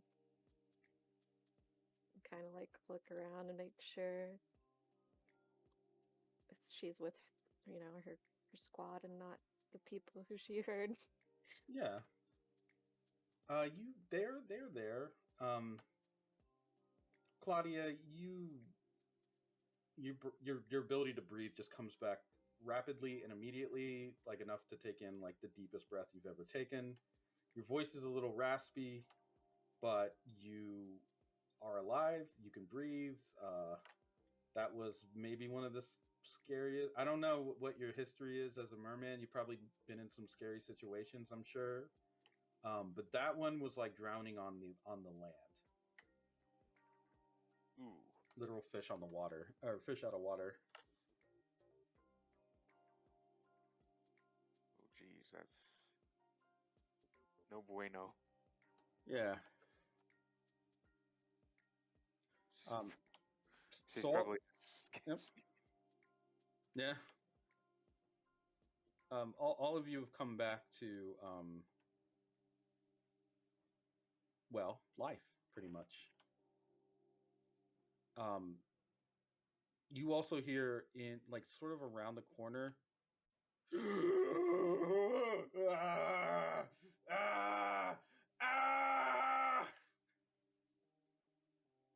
Is that Killer LP? It is Killer LP.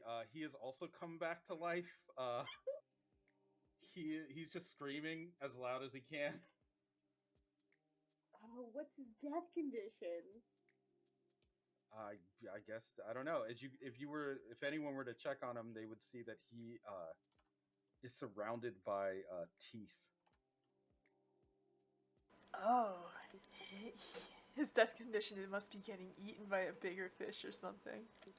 Or just losing all his teeth. Yeah, all his teeth are knocked out. Oh. He's screaming and trying to jam them back into his gums. Ah! Ah! Buddy. I mean, Enya, if they're able to be up and about, maybe stumbling around very not gracefully looking for the girl. And you feel like you're about 2 or 3 times heavier than you were. Like, it feels like you're wearing, like, just a solid lead suit. Alright, she's using the wall support and is not moving very fast at all. Where's Maddie? There's no sign of the girl. It seems that she has fled. We need to get Maddie. She's a danger to herself. And also, Everyone around her? yeah, Clint, do you feel anything? Clint does not respond. She got him too? He's overwork. Oh. Humans are very delicate. I had the strangest dream about being in a rib cage with a beating. It was really weird. I was being eaten. Alive? Wait, did we all see stuff? Did we all have like? Was that a near-death experience? I think so. Oh, I don't want to almost die again. Nope. That is unpleasant.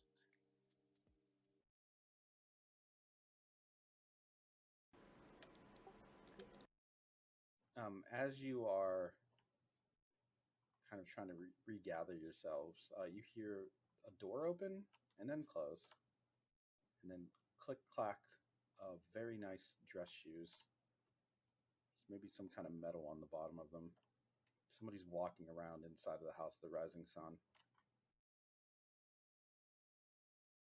Hello? Claudia's gonna just start to peer out, see who's walking around. You hear, Hello? Marco?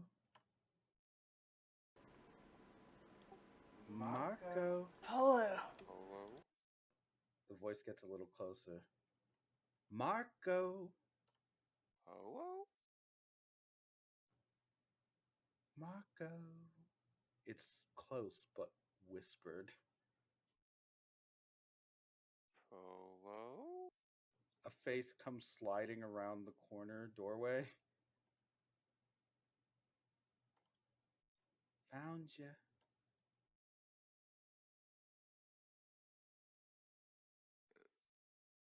Hello. I'm here looking for somebody, a friend of mine. Have you seen my friend? Can you describe her, sir? Hello, who's there? He looks right at Mikey. And Mikey will slowly drag his head back in and just start looking around the room. Yeah, obviously you do not see him.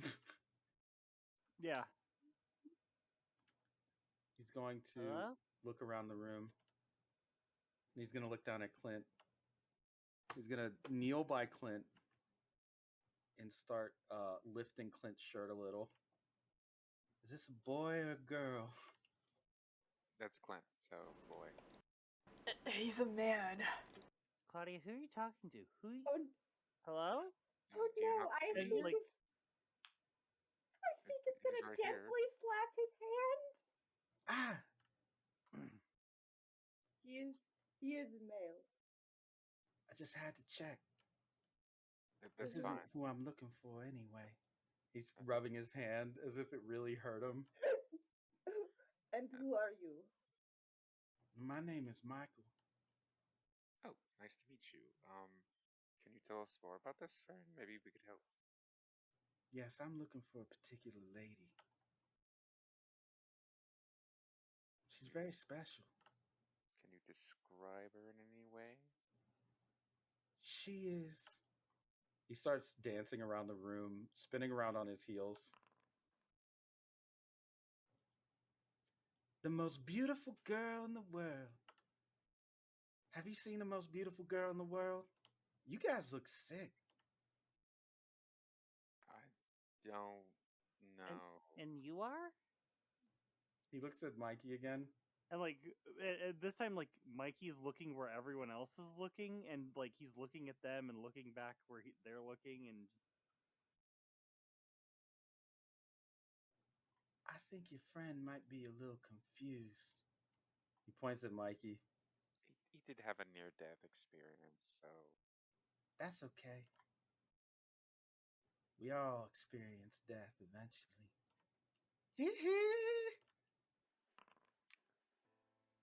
He starts dancing around the room again, just spinning rapidly until he comes to a halt.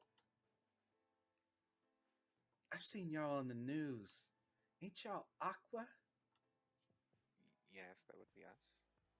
Ah, very good. So pleased to meet you, finally. I've been wondering what happened with my handiwork. It seems that it has reaped generous rewards. A nice unit of merman cops. I can't wait to get to know all of you, honestly. Maybe one by one. Don't bother. He puts one foot out quickly and just pins your wrist. Icepeak, of the hand you slapped him with, just pins it right to the floor. Striking me a second time. It won't be allowed. Okay, listen, uh, Michael, please. She's a little bit shocked. That's all. I understand that, and nor did I come here to do combat. Although, if pressed, I would certainly do it. Slaughter everybody. But that is not my objective. I just need to find that lady. I tell you what, for today, children, you get to live. You're welcome. If you find that woman and you don't tell me where she is, I'll send you to Never Never Land. Permanently. Okay, but you haven't told us what she looks like or even have a picture of her, really. You're right. I wouldn't know what she looks like. But I do know, he sniffs the air, she was here. But one of you saw her. He grabs you, Claudia, by the head. What did you see? And he starts putting his face closer to yours.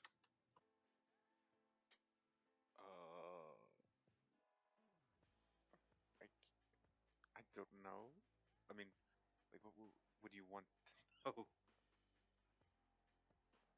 He stares, and you can. It feels like you're for a moment. It's like your soul is being flayed.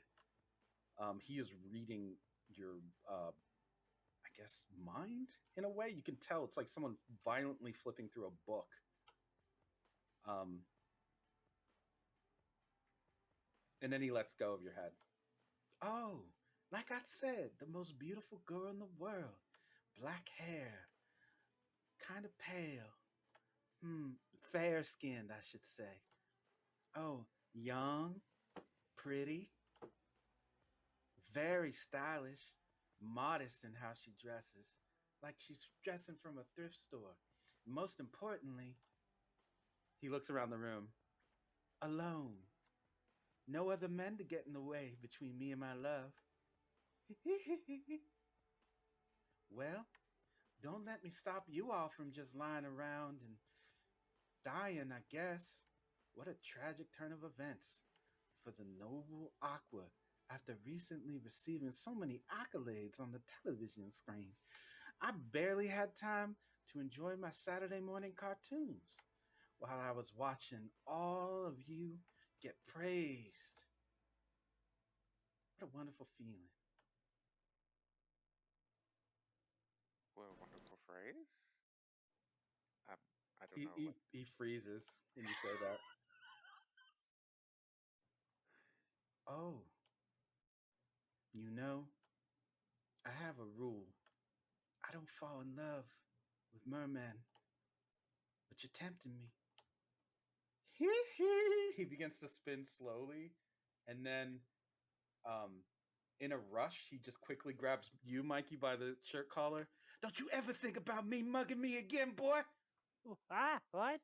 And he's now looking around, being held in the air, seemingly by nothing, by magic, By as a voice yeah. yells at him. Yeah, that's right. Because when it comes to being the best, I'm not. I'm bad. And then he just drops you and jumps through the window. What just happened? And like Mikey gets up and like is looking around the room. What? What happened? Who was that? Uh, Okay, that was. I mean, his name was Miichael. she did say that someone was pursuing her that had long black hair and many eyes. That's Oh. probably him. Didn't get a chance to ask him what he meant by Aqua being his handiwork. Why couldn't I see him? Can you all see him? Was he? What? He was Yes, here. Mikey, Yeah, I could we see could him. all see them. That doesn't. What? Look, Why maybe can't I see him? maybe it's just maybe it's just like, I mean, you were kind of squishy and stuff, so maybe it's like you hadn't fully reconstituted yourself or whatever. No, like he goes to look out the window. I know the answer already, but does he see anything? Where do you look? Just out, like he's got Like up multiple and eyes around? popped. It's You look everywhere his eyes left, can look right, outside. down, up, or down, left, right, nothing. You look up. There's something, but you just don't know what it is. I guess It's staring you right in the face, but you don't see it. I guess Claudia will look out the window and just go like, listen. I mean, he's right there. I The thing that's right there, hanging upside down, is this staring at Mikey Oh. from an inch away from his face. like Mikey has like a like if anybody's close enough to see it or even hear it, you can feel like Mikey's hands are gripping the side of the window frame since it's been punched out, and like he's just gripping it, and like you can hear the wood giving as he's just staring out like as hard as he can, like he's putting everything he has into focusing on like perceiving this person, because that doesn't happen a lot where he can't perceive absolutely nothing, and he's just looking so hard as he's just literally just staring it in the face, and he's just like, he's not here anymore, guys, right? Del Cruz, please step back. He's right there. You a couple feet back. Mikey, you can hear it from like an inch away. Blessed child, blood of my blood, flesh of my flesh. My name is Miichael, crown of thorns. I love you. Goodbye.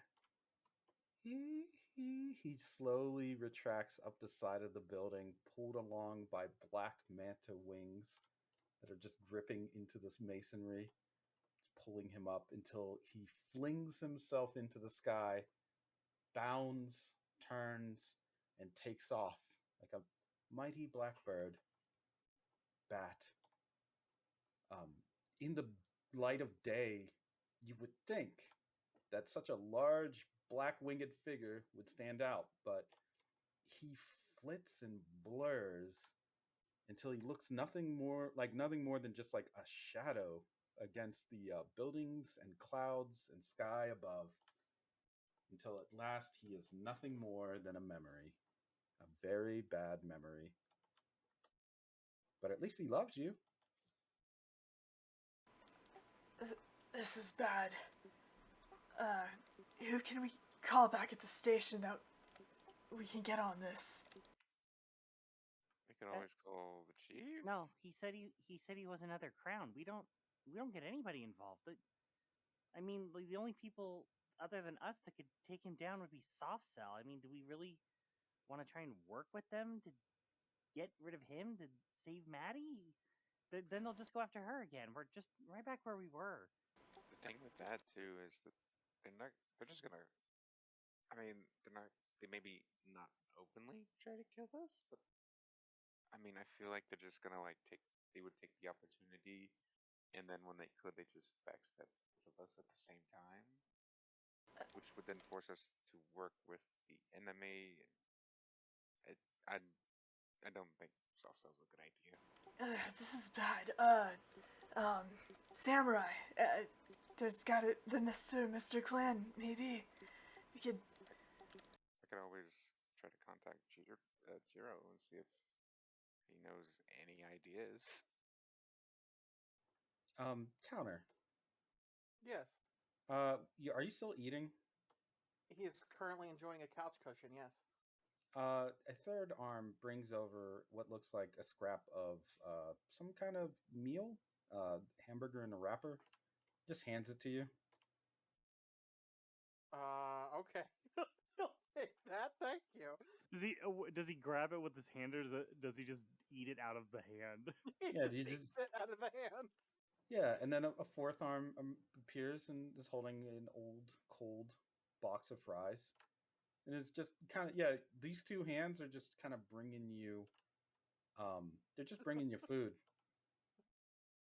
All right, I mean, don't look a gift horse in the mouth. Yeah. Speaking of which, does anyone see Towner? Is anyone looking at Towner currently? Oh yeah, Mikey would be looking at everything right now. He's a 360 camera of panic. Mikey, you see over your shoulder that something is emerging from Towner's back, putting its arms forward over him, and just dragging food into his mouth.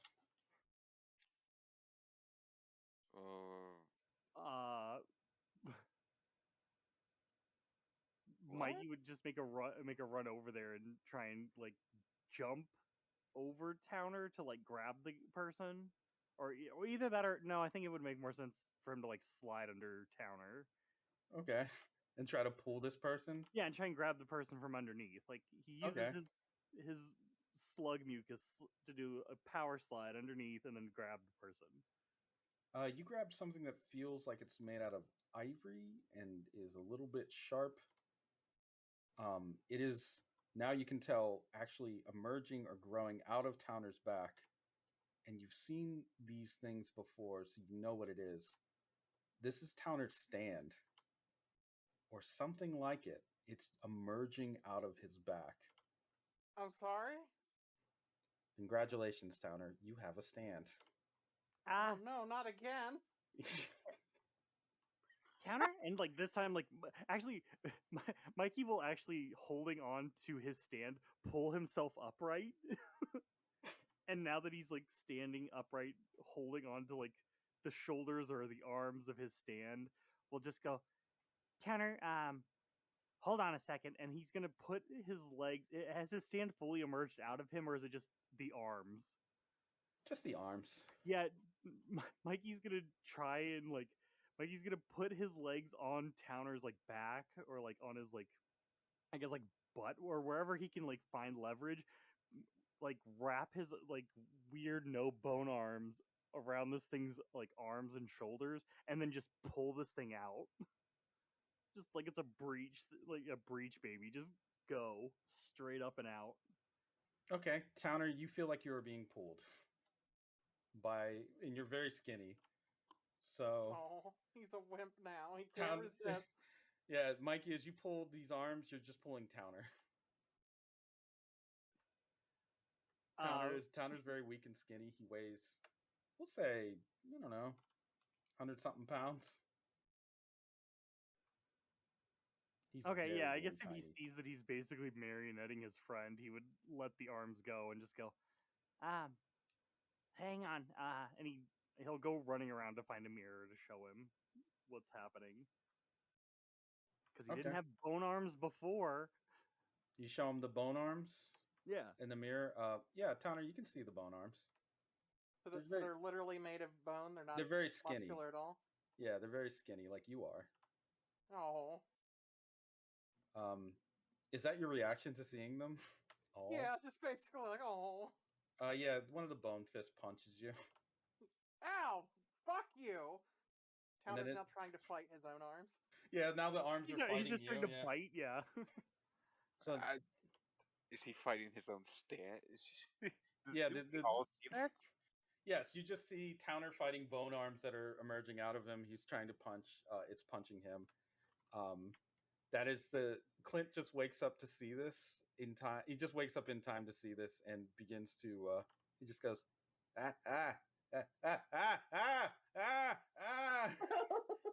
He's screaming and freaking out. Wait, you can see them too? What do you mean? He's beating them. Look at him. He's just beating himself up. Yeah, wait. Okay, so you don't see the other ones. Other what? Never mind. And Towner, you gotta leave them alone, Pod. I think they're you. Towner, stop hitting yourself. Please. This guy's an asshole. He keeps hitting me. Come here, you skinny bastard. It's you that's hitting me. Mikey will go to subdue one set of his arms. He does it. Actually, since he's still there, he probably just pulls the stand arms and tries to like hold. He'll probably like put him in like a headlock situation so that his own arms are like out, so that his stand arms can't reach down to punch him, so he can't punch himself. Then as we close on these events, Towner is wrestling and fighting against himself. Mikey is trying to help him. Enya, you are currently pulling yourself off the ground, I'm sure, finally. Icepeak is, I'm sure, highly intrigued. Blue and Claudia, maybe just trying not to be embarrassed as your friend is beating the shit out of himself, apparently. Claudia's just busy yelling at him to stop hitting himself repeatedly. And that is where we will hit our to be continued.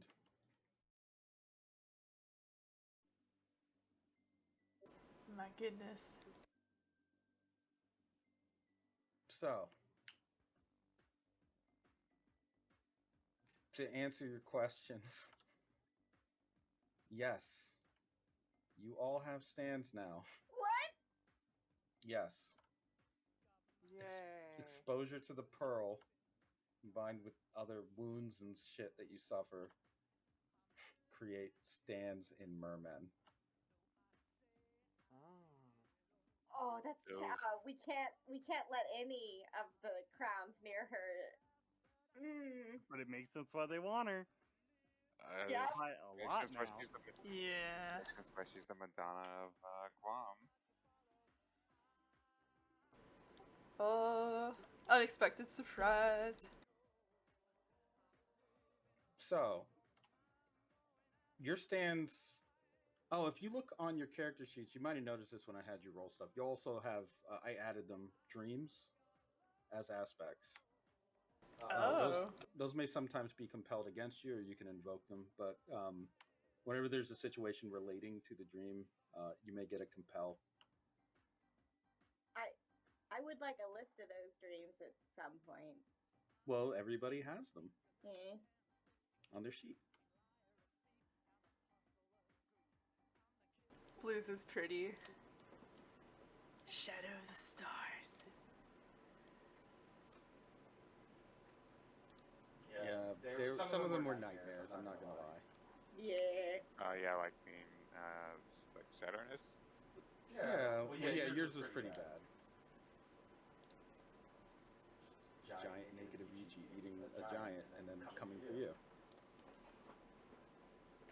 That's fine. I'm sure it's fine. He's just eating his children, which we are. That's fine. Mm-hmm. No. Really? No? Is that what you said? No. Yeah, no.